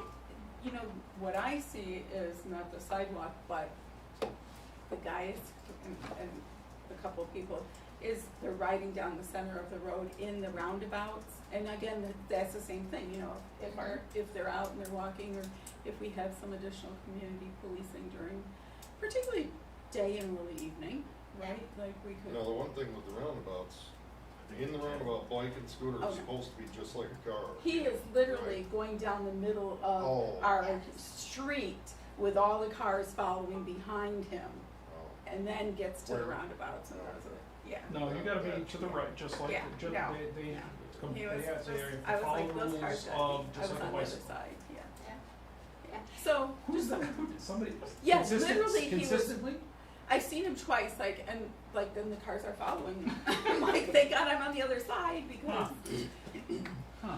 Alright, so What- you're gonna what's- follow up the police, or no, with Yeah. Bert I'll, on that? I'll follow Good the idea. bird. And, hopefully the police has heard when they watch the video, someone inform them, and, we'll go from there. I'll talk to Chief Richardson Yeah, again there about you go. the, Thank you. we're good with policing. I have one thing. Oh, okay. So, that's okay. So, one of your constituents who got into an accident in Ward 4 called me, and he's right, it's like a horrible corner. That 4th and Washington is just horrible. You know, because Lawrence Street stops, Yep. and then you stop here on 4th Street, you stop here on 4th Street, and people don't know how to navigate that. I'm wondering if we could put a yield sign, because there used to be a stop sign there on Washington, if I remember correctly, and then I think maybe Lawrence didn't have one, and we switched it all around, at least in my brain. I'm wondering if coming up Washington, as you go to turn on to 4th, if we could put a yield sign there, so people know, like, if there's somebody coming, you're supposed to stop. Now, listen, I know that we should know that, but people don't. I mean, you guys know which corner I mean, right? Yeah, it's a mess there. So sure enough, somebody called me, because I think they called you first, and said, Sonia, listen, every day I go, this is the horrible thing that happens, and today I got in an accident. I'm like, yeah, you're right, that corner sucks, I don't really know what to do about it. But then I went by, I drove, because putting a stop sign there doesn't make sense because you're too far back. But maybe a yield sign, you know, I think that's the best solution I've heard, Sonia. Which side are you talking Oh, about? wait, this is when you're coming up to Washington? coming up Washington Street as you go to turn either way, because it's the only one that doesn't have a stop sign. Oh, Yeah. And because I don't a think a left four-way- would be a yield. Yeah, They have so, I just drove up there. as you come up the hill, But right, when you get to that, there is a stop sign at the end, correct? no, There's nothing, so then you have two vehicles that have the right of way. Then yes, yeah, one of the ways should have a Like yield. If you're making a because left, all the others are somebody's heading stops. towards the school, yeah. But if you make a left, yeah, if you make a left, then yes. Washington should Yeah, yield. so if you say, listen, yield, Yeah. there's somebody else, for me, it's kinda like a roundabout, right? You're supposed to yield to the person to the left, right? So if there's a yield, maybe at least people will be a little more cautious. What, so what was brought up years ago, and the only reason that we didn't pursue it was because Bob Ring didn't like it, and, well, Bob's not here anymore. So, you know, it was a three-way stop. Does that make sense? There's Cause a three-way there's already a stop sign on North Fourth. Yeah. No, there's Going- stop signs at the other three things altogether. Yeah, it's back by the Everything church has, before Lauren. Yep. That's where the stop sign is. yeah, Oh, I there's, see what you're No, saying. there's a stop sign going Other side. south, Yes, going going south south from on the school. North, from the school, Right. at the corner of Washington, there's Yep. a stop sign Yep. there. yep, But heading north, I know. the stop I sign know. is down by the church, so once from them and the people, the traffic coming from Lauren, they're gonna have the right of way to go, once they go that way, to go straight or turn down Washington. And I'm saying we wouldn't wanna put another stop sign there. I would say stop sign. Yes. well, I think the stop sign would have to be too far back because of, cause I went and looked, I mean, Clog things up. yeah, because you would have to then inch up, get into the crosswalk, right, to say, oh, turn that way. That's it, that's updated. Yeah, I remember this conversation happened a year or so ago when, and then we redid, I mean, Bob Yeah, that's why we specifically redid it. addressed this situation when they redesigned the curbing there. And we brought it up tighter or something. I Yeah, think the the curbing curbing. makes it worse, quite honestly, because they go out a little bit further. That's And on the driver, the curbing was put Right, there to make to less make of a it slow, distance. but, Yeah, less Yeah. distance. but I for think the they're closer crosswalk. now. Yeah, it's to make less of a traveling distance for the pedestrian. It has nothing to do with slowing down traffic or anything Right. like that. Yeah. That's pretty much why I did it. Oh, is that the infamous? Yeah, that's the old, Is that the infamous That's infamous, It- vegetation. Yeah, so, yeah. yeah, that's the old one. Yeah, that's Washington coming up. 2015, John. That's the band. That says on there.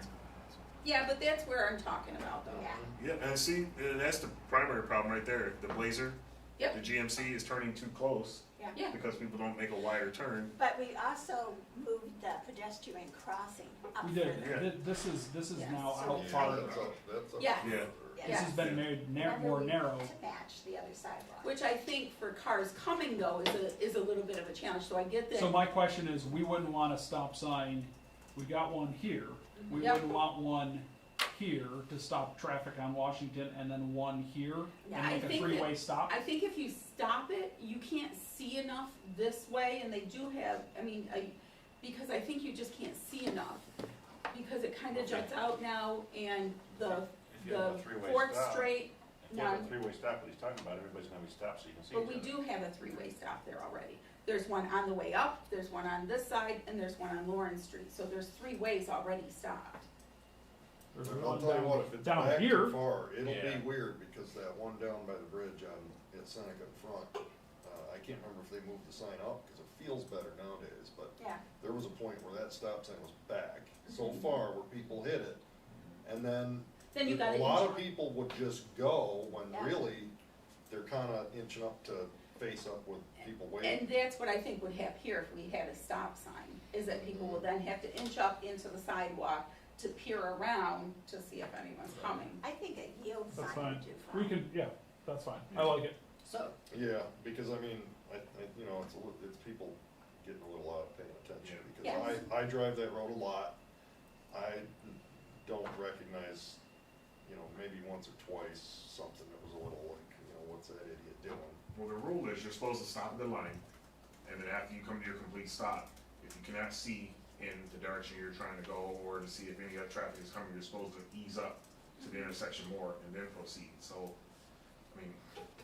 Yeah. So you're you- suggesting you that- could- There. You could put a stop sign there, and when they decide to get up closer to the intersection, they can inch up closer, Right. see where they're going, and then go from But there, this is so. a perfect example, because if you're inching up and that I person know. coming this way and turns, Yeah. I always, Oh, I yeah. always slow down. that's probably what happened to this one. Exactly. I mean, just look where the. I think at least the yield sign will get people to at least hopefully think about things, right? Because when I see a yield sign, I kind of am like, oh, I gotta be a little more careful. Yeah, and yield means yield the right of way, so, Yes. I mean, that means that the person that's traveling north on Fourth Street would have the right of way. Right. And So the whoever's person on following Washington you, would yeah, have when you to get to the yield. end of a So road, whoever is already in there, You you have to gotta stop. wait for. Yeah, Yeah. that's. so sort of- legally they should be stopping there. Hmm? When that road is ending, we have this problem in Paul's But Ward. see, the thinking is that that's all one street, one continuous road, and it was that way. But now it's not. But- Now it's definitely not. Right, Just when because something's always been some way doesn't mean it should a roadway stay that ends, way. legally you have to stop regardless of whether or not there's a sign. Yeah, You have nobody that York knows that. Street, though, Well, no, that nobody comes knows. out I don't know that. and I you go just on that go. road. Yes, I So- true, true. but learned that's when a he had an key, issue in his so- ward, that's the only reason I remember it. we should put a roundabout there, I'm just. Yeah, I You know what, I said the same thing, I said there's not a big enough area for a She roundabout. said it. Yep, yep. I said there's not a big enough, that's why I said to him, there's not a big enough piece for a roundabout, so we better put a yield sign Alright, there. the juice is Um, getting so, thick here. stop. I have another thing to talk about too, Yeah. when we're done, all Okay. done with this topic, I have one other one. Alright, so So Paul does have a yield. we're sign, undecided right? on this Still. situation, it's something that we probably should bring up to our DPW director that we don't have, so, Billy Elio's the acting. okay, so. Not only that, the police and fire department should have input on it. You'd be better off just put a resolution in. So that's the subject that we should probably come back to, at a later date. You'd be better outside here, put a resolution. And hopefully, the mayor's here, so we can add that right along with the levy accreditation Put a for the next resolution public in safety for a committee. yield sign. What's that? Add that, Washington, Fourth Street, if possible. Already to the levy and accreditation on the next public safety committee? Already there, Cool, thank you. way ahead of you. So, Paul? Yep, I just had a quick one, it's in Sonia's ward, actually. South Sixth and West Henley. There is no stop sign there on Henley, right? It's just one of those, you know how basically every other one, there's a stop sign, but then there's not. We need to take a look at the possibility of making I would say at least the north side of West Henley. Is that it right there? Can you pan to the right? That's not. Yes, that is it. That's Matt Keller's old house right there in the corner. And to show how old that photo is, that house there is gone. Yeah, it's 2013. Yeah. See where that car is right there? That needs to be no parking right there because I tell you, you're taking your life in your hands when you go to turn left onto West Henley from South Sixth. And there's always a bunch of cars right there, right where behind that sedan, and that's hairy right there. We That need was to take a brought up look at before, so there was a constituent that came and complained about that, Yeah, an older gentleman yeah. that complained about that, intersection. So what, do they park right up here? They park right up to that where the sidewalk comes out. Yeah, because there's no sign telling them not to. Yeah. I know, like, do people know you can't park right Well, there? as Bob would say, you're supposed to park 20 feet away from the sidewalk. Aren't you I know, supposed to it's almost park like we 20 need a feet sign back on on the the corner back. sidewalk? that Everything, and says, you don't wanna do don't that, but park down Yeah. here. So just, I mean, if that's. Yeah, So but it's we're either- in the age where if you don't get a ding on your phone to tell you things, we don't do it. Yeah. So. So we're looking at another So you issue just where want- police enforcement, or the alderman can put in a PL. I mean, legally they can't park there 20 feet back, so do you just wanna put the PL in, or do you want? I'm not gonna do it. It's not my ward. I'm just Oh, bringing it that's- up. I wouldn't do that to any other alderman. So I would suggest either Well, a PL or it's out talk of to the respect. police chief and see if they'll enforce that intersection. So how do you put the PL in? Just tell me. Okay, Tiff, hey, can we put in a PL? Yes. Wow, I feel powerful now. I know. Or do we want Oh stop my gosh, signs? for the Yeah, I PL was just gonna agreement say. and everything. It's too close to the Seventh Street. You'll sign it. It's to the 7th Street stop. Yeah, because then you'd be What? stopping and then you only have one more block before you get to another stop sign, which is one of the heavier traffic stop. Seventh Street, yeah. Yeah. Going down, like, listen, going down Henley is, you know. It's a raceway. Well, it's a raceway with stop signs. So what do you want? You no know, if parking they here would at the stop corner? at my stop sign on my corner, I would appreciate it. Is that what you want us to So do? you No want parking here at the me- corner? Yeah. Yeah. No parking here to corner. I think from, just going from memory, I think, there are a lot of people, well, there's a few people on that street that would like to see that. The people that's right on that corner right there, I'm guaranteeing they're gonna be pushed back there. Well, I understand not wanting to park in front of your house. Mine has handicap parking in front of it, so, I mean, I get like that's a challenge, but, Yeah, especially because they don't have a driveway. Right. Yeah, It's on the side of the house and it's a short drive. Yeah, like, if they put a driveway, with that house gone? You mentioned the house was Yeah, gone. that house is gone. Yeah, it's a short driveway and their vehicle sticks out to the sidewalk, cause Oh, I okay, so they remember, have I remember that issue there. I Well, don't know. they could park on the side street too. Yep. Yeah, but you know the sad thing is, we have a city that was built and geared for everybody to have one One car. car, Yeah. and now everybody has 2 or 3 Or cars. one horse. And we're trying to fit everybody into what used to be Yeah. There's nothing wrong with people having 3 cars. And pretty soon, Everybody needs 2 a cars toy. and a scooter. I And agree. a Right, scooter. John? That's right. Well, with the price of gas, that's what I'm gonna be cruising around in, my scooter. That's another thing, we should talk about that. We're up to what, 489 at 7-Eleven and 469. Linda, I thought you were on This this. I afternoon? thought you were. I thought Dave Me and was. Those Dave. days, Sorry. baby.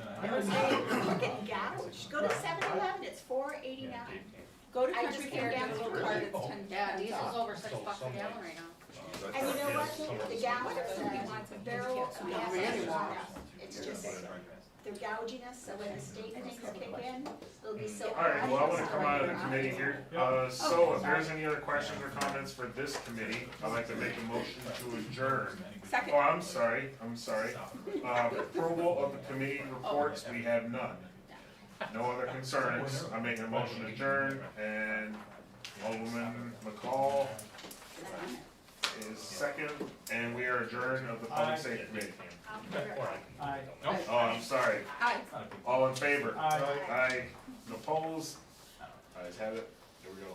Always forget that part. Okay, my turn.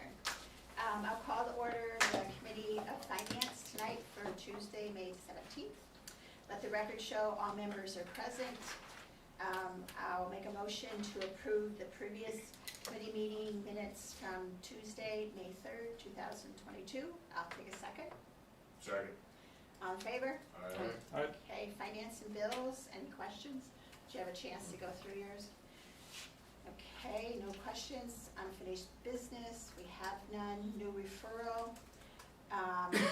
One of the things that I wanted to just kind of touch on tonight is we're getting to the end of our fiscal year, and what I'd like to do is see actual numbers for any encumbrance at the end of the year, because this is when all departments have money left over. And it goes in either, do we usually put it in the general fund, surplus, or contingency, or do we determine? For the encumbrances? Yeah. No, we wait until the audit time comes around, because the PWB has to approve what we presented to them first. Okay, well, one of the questions that someone brought up to me, and then I talked to a couple of the aldermen about, for instance, the 100 line, which is the personnel line, for fire and police, since we've had numerous retirements and some hiring of younger folks, that 100 line, especially, well, in both departments, there should be money left in there, because the people retiring were at a much higher salary than the people that we've hired. So it would be interesting to see what those two lines come in at. And I know 100 lines, you can't use that money, you can't say use it for anything but personnel. So I'm just curious how those two lines come in. And it's usually a month or two, it's not even June, it's usually July or so when we finally get those final numbers. Yes. So if you could just kind of keep us updated on that, Okay. okay? But one thing I do know, because the mayor's not here right now, the fire overtime is way under than what we budgeted. We may use that money to balance that right now, just so you know, for in the fire department stuff. Mhm.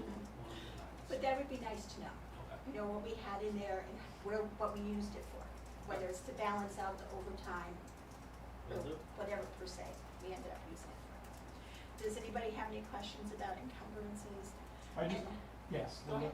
No, I just wanted to follow up too, as far as, this is the last meeting, I believe, before we can do any final contingency transfers, because whatever else is gonna just end up rolling into the fund balance. And we'll have to address whatever concerns in the new budget, season.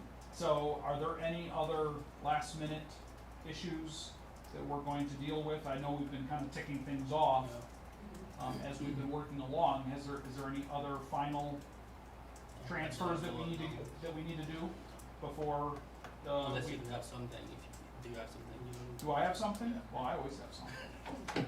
I mean, the council in general, not just super, say. I wanna see park equipment down at Gargoyle, that's what I wanna see. Yeah, I'll second that. Did we have that last Third meeting?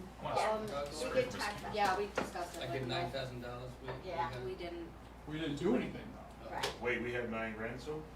Yeah, from the first ARPA. ARPA fund. yeah, for ARPA. But ARPA doesn't expire. Right. No, No, it no, doesn't. no. That was, last week I had mentioned we needed to use that money for 1920th Street for those residents down there that are getting flooded every time we have a 100-year rain every week. So Ron, I just have a question about that, because we really didn't talk about that much. Over the years, and I've been around for a few years, that stream, we as a city have cleaned out, and it goes all the way down to 24th, I think. And in the past, the city has cleaned out appliances, you know, because people, if it's not in sight, people will go and dump stuff. So we would find appliances in there with branches and trees have grown. Walmart, Home Depot cars down there now. Yep, but we cleaned it out a couple times and it was good for a few years. So I would just like to see if our guys have gone down and cleaned that out, or have actually looked to see what's in there, because it piles up fast. And I think if so those residents, as I mentioned, I think it was back in March, these residents are, have already, talked to lawyers. They're already, ready to make a move because they're sick of their backyards and basements turning into a swamp every time it rains. So, what they're doing is looking to see if the city is going to do something. The mayor said last week he was gonna try to get, an engineering firm, I forgot which one, to go about, looking at that area to see if it's just a drainage issue, if we can go with larger sluice pipes. He's also mentioned getting DEC involved to see if there's something else there. A lot of that land down there is already considered wetland. Is that National Grid's area that's So wetland? National Grid has been involved with the residents.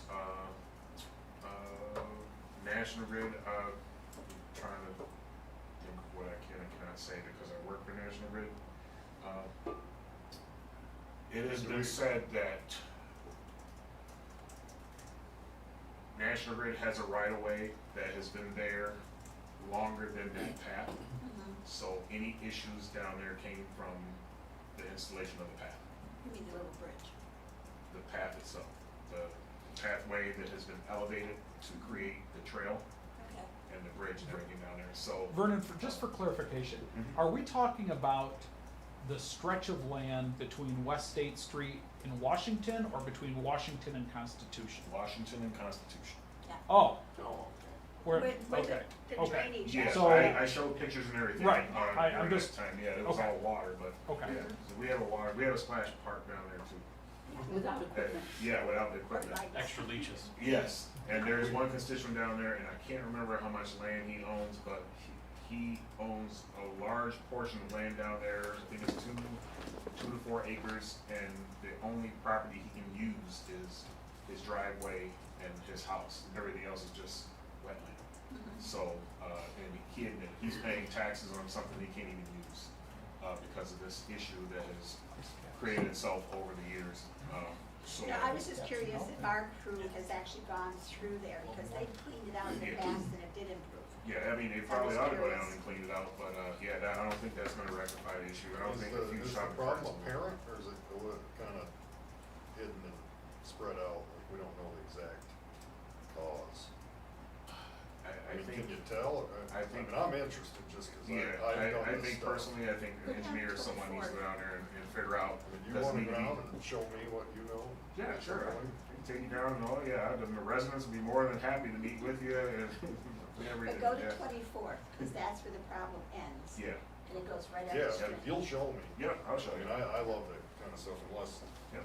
Brad happens to know what the issue is, right, you know, just by, Well, I can tell you, I did, we just had a DEC flood inspection, like a community action thing that they do like every 10 years. So they were just here a few months ago, went around with her, and I took her down there, showed her the area, gave her the pictures of the most recent flood from February. Yep, yeah, that was a big melt. Right, yep, so DEC is aware, they have pictures. I told them that that is really the city's biggest flooding concern. That's where we're seeing the most localized flooding. And I asked for some guidance, on that. So they have all the information. Yep. They're looking at it. It's DEC, you're not gonna get anything like that, yeah, right. no, I don't mind digging. So it's these properties here. Right. Yes, it's So that, here's- it's right so there, that here's- here's intersection, these. yep.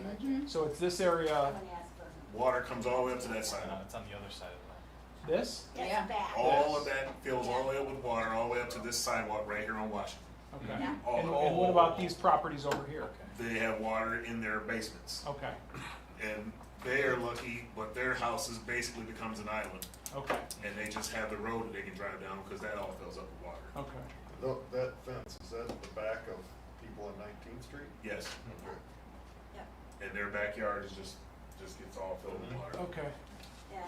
So, and that all comes from the path And down you're there saying on all of 19th this Street.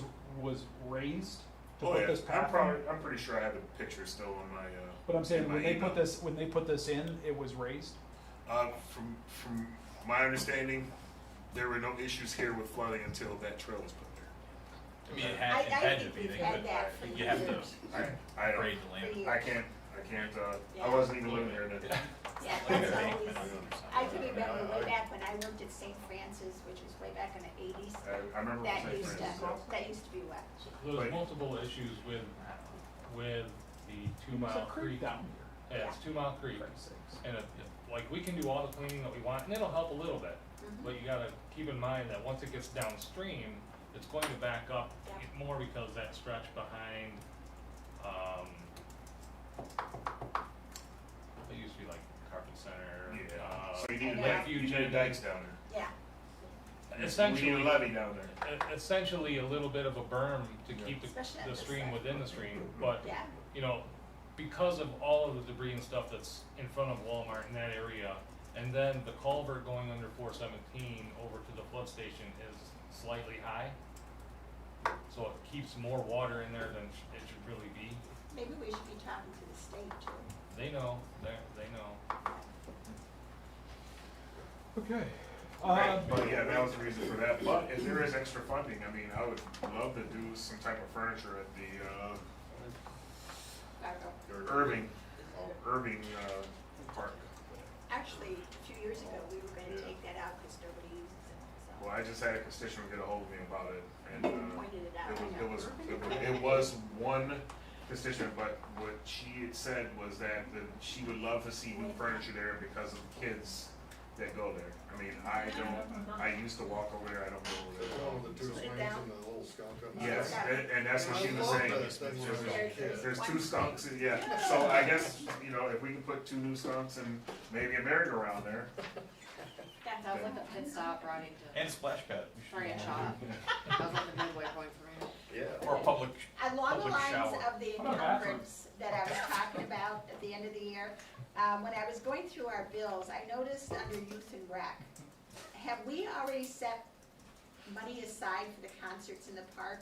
Because I see there's $4,000 some that Chris already paid. So is he using his leftover money this year to pay the part of it, so it doesn't come out of next year's? It's, page 4. That's something I would have to ask. Okay, I was just curious, because that's something, if he weren't to do that, that 4,000 could go into contingency or go other places where we could build up the fund for our parks and things like that. Because the concerts don't start till May 26th. So I'm just curious. Yeah, I'll check with him. Just Maybe ask he has to prepaid certain ones, because the first one started on May. May 26th. That would probably be this fiscal year that we are on, but the future ones would be the next Yeah. fiscal year. Yeah, that would be I after can May clarify that with 31st. him Yeah, when I see him tomorrow. but the rest of those concert people are all in June and July out.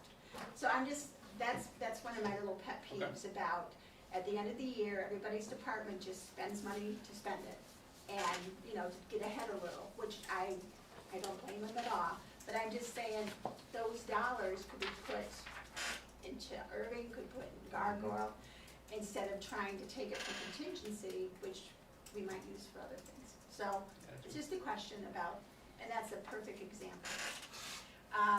So that's my pet peeve about the end of the year funding. So in talking about the end of the year, kind of, and having worked for a number of agencies that do go out and buy maybe things that we need or sometimes that we want, I mean, in looking at kind of the month prior, you know, it does sound like there's a number of projects we would like to do. So if there is, you know, whether it's from we talked about the 100 line and just kind of learning things, but some of the other lines, if there is, because it sounds like those can be rolled over to other things that people might want, right? But, And what I think is, if there's money left over, it should roll into either our contingency or fund balance, and then when we go to do things like even cleaning the ditch out down there, we have a little kind of a, what do I wanna say, a little extra money that we don't have to constantly go to contingency. It does do that though now, right? That's where Yeah. the money goes, It goes to whatever's fund not that. used, Right. the year But goes what to I'm fund saying, that. like, this is a perfect example. We're already $4,000 out of this year's money that he didn't have to spend. He could have waited till June first to pay for concerts that don't take place till after June first. Yeah, that's something I have to talk with him about tomorrow, cause maybe he has to prepare them ahead of time, I don't know that, Okay. but I'll have to. Well, in the past, the monthly bills, if you look through the past years, it's by month that he's paid them. Okay. So, just asking a question. Anything else about end of the year funding? Okay, so moving on to sidewalk program. So, Okay, we have a paper in front of us. Linda, one thing about, before you get to this, I just wanted to mention that our chemical, numbers came in for next fiscal year. And I knew that they were gonna go up, and that's why we allocated more money in the chemical lines in both water and sewer. I was expecting somewhere like 20%, but, they came in at 48% on average. So I just wanna let the council know that I'm probably gonna be coming to you at some point in the year to allocate more funds for chemical Right. addition. And just so everybody's aware, water and sewer are separate from general fund. Right, So right. your encumbrance from you has nothing to do with the general fund. Yeah, we won't have money to encumber for that for next year, but it'll have to come out of water and sewer contingency to fill that void financially. Okay, thanks for the heads up. Yeah. Okay, John? so I had asked to get an update on the sidewalk program. Since I had heard a couple confusing things and I wanted to check on, knowing that we just had transferred $30,000 in from contingency to refund the sidewalk program. And I'm wondering if, Lenz could tell us where we're at. Before I made that transfer, if you look on the top right-hand corner of the spreadsheet, that's what the balance was, minus 23,194.60. So after I made that transfer of $30,000, it gave us a balance of $6,800. So, my suggestion would be for this, we have to separate those two capital projects, like the sidewalk this one and the rebate program need to be separate from one another. The sidewalk and what program The sidewalk and the sidewalks, this one is sidewalk improvements, which is capital project 150. We need to create one specifically for the rebate program. To Yeah. separate those two, because whatever, I don't think that all that money was supposed to charge into just one capital project. So I'm hoping there's a solution here, because I'm hoping there's an explanation and a solution, because this is like deja vu all over again. And I This is know the third year in a Lenz is, row that I know well, Lenz, this is, unfortunately, you're the only person here that I can talk to about this here tonight, ironically. But, this is the third year in a row now that we're hearing, first of all, how do you get a negative balance in a capital fund? How do you spend that is effectively spending money you don't have. My bank account doesn't allow me to do that. So how do we spend negative $23,000 in a capital fund, first of all? And second of all, it is the clear intention of the council when we created the sidewalk program and when we fund it, why does no one tell us, like, we're all a team and we're supposed to work with transparency, and then we find out that there's only $6,800 in the fund?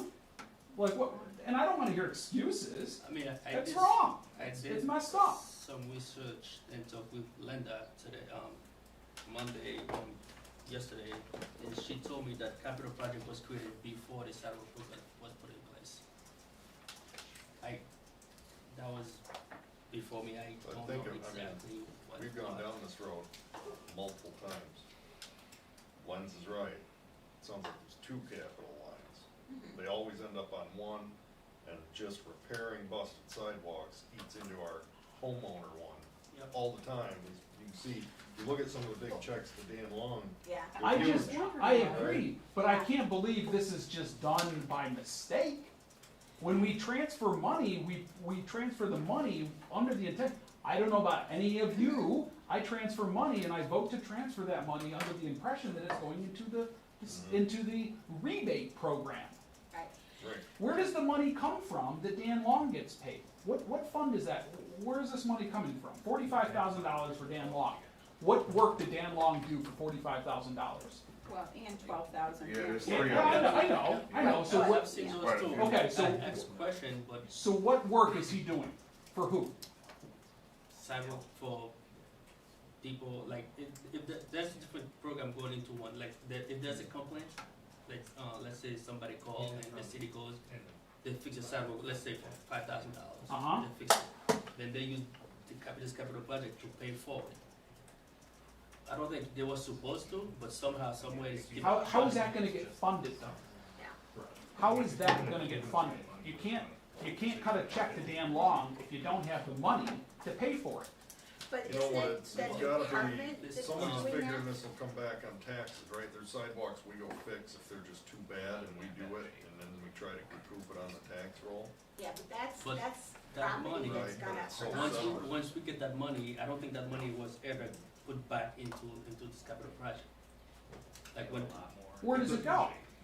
it just sit in the general fund. Yeah, I don't think, I don't wanna put anybody on like my predecessor, but I don't think it was done properly. Under the bus you go, Freddie. well, I would like in to- all fairness, well, Lens, in all fairness, DPW should know this. They should have known it for the last 3 years, so why aren't John, they separating it clarify. out? Just- Linda kept telling me that, he had told my predecessor to separate those two together, but it was Right. never done. Even the mayor told me, he did say the same thing to him to get it done, but it was never done. But if it was never done, then why did DPW hire this person if they didn't have money? Well, the way this thing works though, there's one capital project at, capital fund at the bank. So all the money goes into that capital accounts. So those just little, meaning just little projects, Sub-accounts. that goes onto that one. So there's money in the capital fund for all those projects. Right. But there's little ones that those falls under. Okay, so you know what I'm gonna do, is I'm gonna put in for, we're gonna put in to transfer $30,000 out of this account And create a and new one. create a new account, and y'all can figure out your negative $23,000 in this account and how you're gonna fix it. So, And So where is- this mysterious money is, and, So John, is and that the? I wanna, just a second, please. Okay. And I want to know, each one of these Dan Long, I wanna know a detailed, what those invoices are and what work he did. Right. So That I is would my like to question. see, I'd like to see That's the a bottom breakdown of every single item that Dan Long did. And I'm not blaming Dan Long at all, he's a contractor, he's being told to do work, I wanna know what all that work adds up to, Mhm. and so we can see for ourselves. Are you doing for all of them or just the 45? No, There's all four of There's the, four. there's four Yeah. Okay. invoices that have been paid for Dan Long, So there's 3 of them, right? there's four. Yeah. I see four. Yeah, no, I'm talking about the bigger There's one. almost 60 grand there. Yeah, about big ones, there's 3 big Yeah. ones. Right? Yeah. One They eat for up 45, all 12, money. and 4,300. But again, so we had no money left in our sidewalk program from last year. We just replenished it with a 30,000, which is what we wanna start our capital separate account with. So where was the money supposed to come from And for all when- these other and projects? who is gonna tell us? Yeah, Oh, by the way, you guys just transferred 30,000, but really, there's no money for the homeowners. see, I get in trouble for that. Like- Does it, What's So I like know what what- accounting is this? well, I don't know what these big ones are, but I assume the normal smaller ones are. like the 1,000s, Yeah. I was Okay. thinking were, Town school. but what is this 10,000? There's a resolution here? That was a transfer that was done last June. That was when we added more money, Yeah. was it? Yeah. Because So there So was we should added we more really money to our have negative 40,000? account. Because we had a negative balance then, we're like, oh. Yeah, we've So, done this for years. can we get a clear view of what ones are through the sidewalk program, right? So that's what I think we need here. We need to know which ones are, cause I'm guessing kind of like, when we look at like Mary Palumbo and we look at, we look at these numbers, I'm sure that these ones are probably that, but can we break this down and tell us exactly which ones are should have been through the sidewalk rebate program for residents, and then what the other stuff is. Well, that explains why we went to 30 grand so quick. Well, and I Yeah. think, my brain's saying it's getting more complicated too, cause these deposits must be the people paying their shares. Right. Yeah. Right. So now, Yes. we've got two Yes. separate, but people that paid shares, which, You mean the 64,000? The deposits. Oh, gotcha. Assets. So there is some complexity to that, right? Because Dan Long is our, right, is the city contractor, and we have the option where homeowners can just say, have the city contractor come do my sidewalk, and I'll pay back the city, right? So, right? Yeah, I know, but they don't really pay back. But they pay, there's nothing that says they gotta pay it back in one swoop. They can pay back $100 a month or Oh, really? $5 a month. Let me give you a perfect example. Perfect example. There's this lady, I'm not gonna say who she is, but she called us, give her a quote $7,000 for her sidewalk. $7,000. 7,000. To do her sidewalk. Wow. So she said, go ahead, the city A cover lot the of whole sidewalks. cost. The city does it, Yeah. And now she only pay $50 a month. $50 a month. Sometimes she pays, sometimes she doesn't. Like, I can tell, I have 2 payments from her for the fiscal year. Yeah. Just 2. Can I just say something? When we created this sidewalk program, it was to help people that had damaged sidewalks, not to do your whole damn property. So why is our city people not just saying, we're not gonna do 20, we're gonna do 3 that are damaged? That's what As we far need to, as I know, that that's is the what- way I didn't think that was a caveat though, was it? No, it is, It because is. when, Oh. before I was on the council, Yeah, they we mark had them. ours done. They came through, they marked They it. mark 'em. We actually ended up doing 20 blocks. I mean, the maximum you could get is 1,000, so clearly that's not paid for 20 blocks. Yeah. But they came and marked them. And I think it's incredulous that we would foot $7,000 for anyone's sidewalk If it and was say, really hey, bad. when you get to it, you pay us back. You know, I honestly, whatever we need to do to stop that, it seems like we Yeah. need to stop that. Yeah. Because I could have just said, hey, look, I'm So- come through, have him do it, and I'll pay you when I get to it. Yeah, that's not how So- it's supposed to work. So what I'm suggesting, I mean, and it's a tough situation, right? Because what if it's the worst sidewalk known to man? It's still a safety hazard. I guess with this program, we should mandate that people prepay. That's where I am too.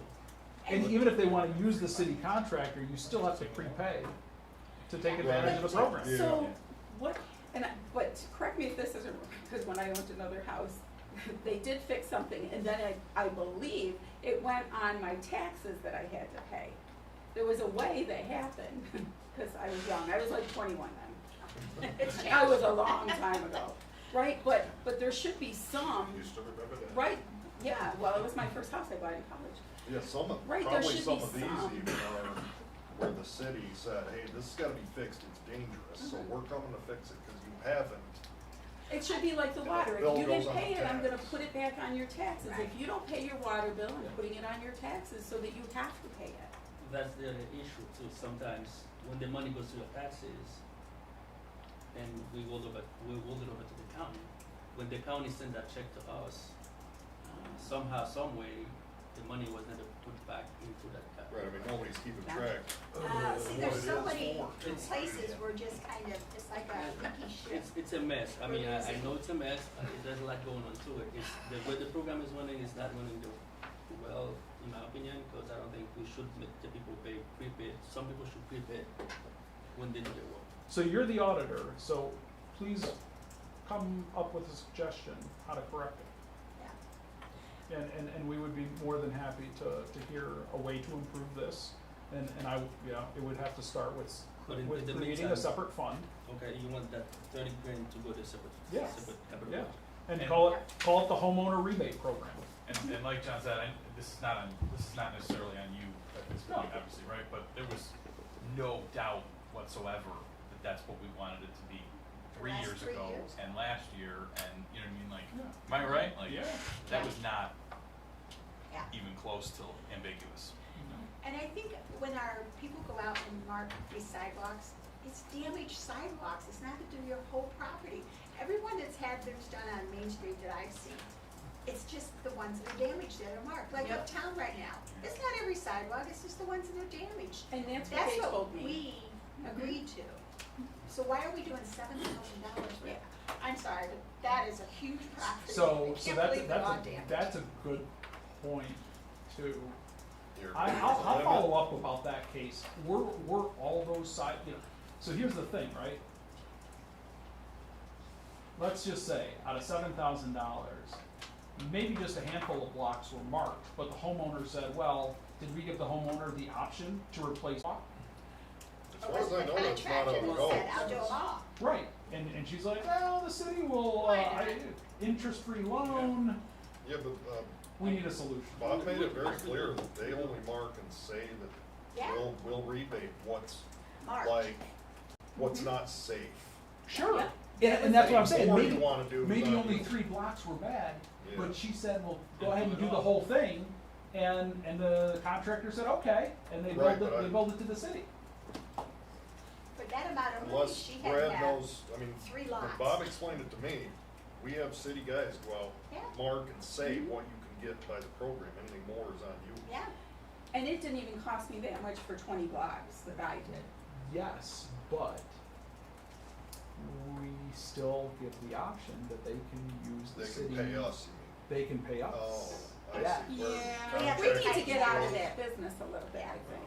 You know what I'm saying, Jason? Like, Yeah. Right, yeah, when we you say can do it all, reimburse the rebate, city. reimburse you, okay, I Yes. see, yeah, I see where that We, problem is. you know, they might only have marked 3 blocks, but like, we'll do the whole thing. Right, and then pay you 50 bucks a And month. we'll pay you $50 a month for eternity. Yeah, okay, But when yeah, you- that didn't dawn on me, I get, but when you miss a payment or two, then we should be charging interest just like we do on. Yeah, we need bills. to, Yeah.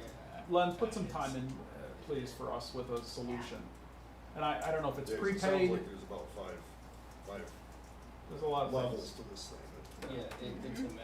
It's- Yeah, but we need to get separated. But the last 2 years, Glenda told me it's been like that for the last 3 or 4 years, so. Well, then it's time, Shouldn't- isn't It it? shouldn't take this though, to have someone say, hey, there's a problem, we need a solution. You know what I mean? Like, come on. Well, also Linda should have said, we could do something different here, because this is what I'm doing and I'm not sure what I'm doing. You know, we all need to talk to each other. So, I'm sorry about it. Okay, anything else about the sidewalk program? I still would like an itemized list of those invoices, Will do, please. will do. Thank you. Yeah, we should have did this first, now I'm bummed. I know, now let's go on to like, can we go back to the splash park and feel better? The colors? It's a little cold out for that. Okay, anything else under finance? Other than burned and distraught? Okay, I'll make a motion to adjourn. Can I have a second? Oh, please, second. Okay, all in favor? All right. Okay, we're adjourned.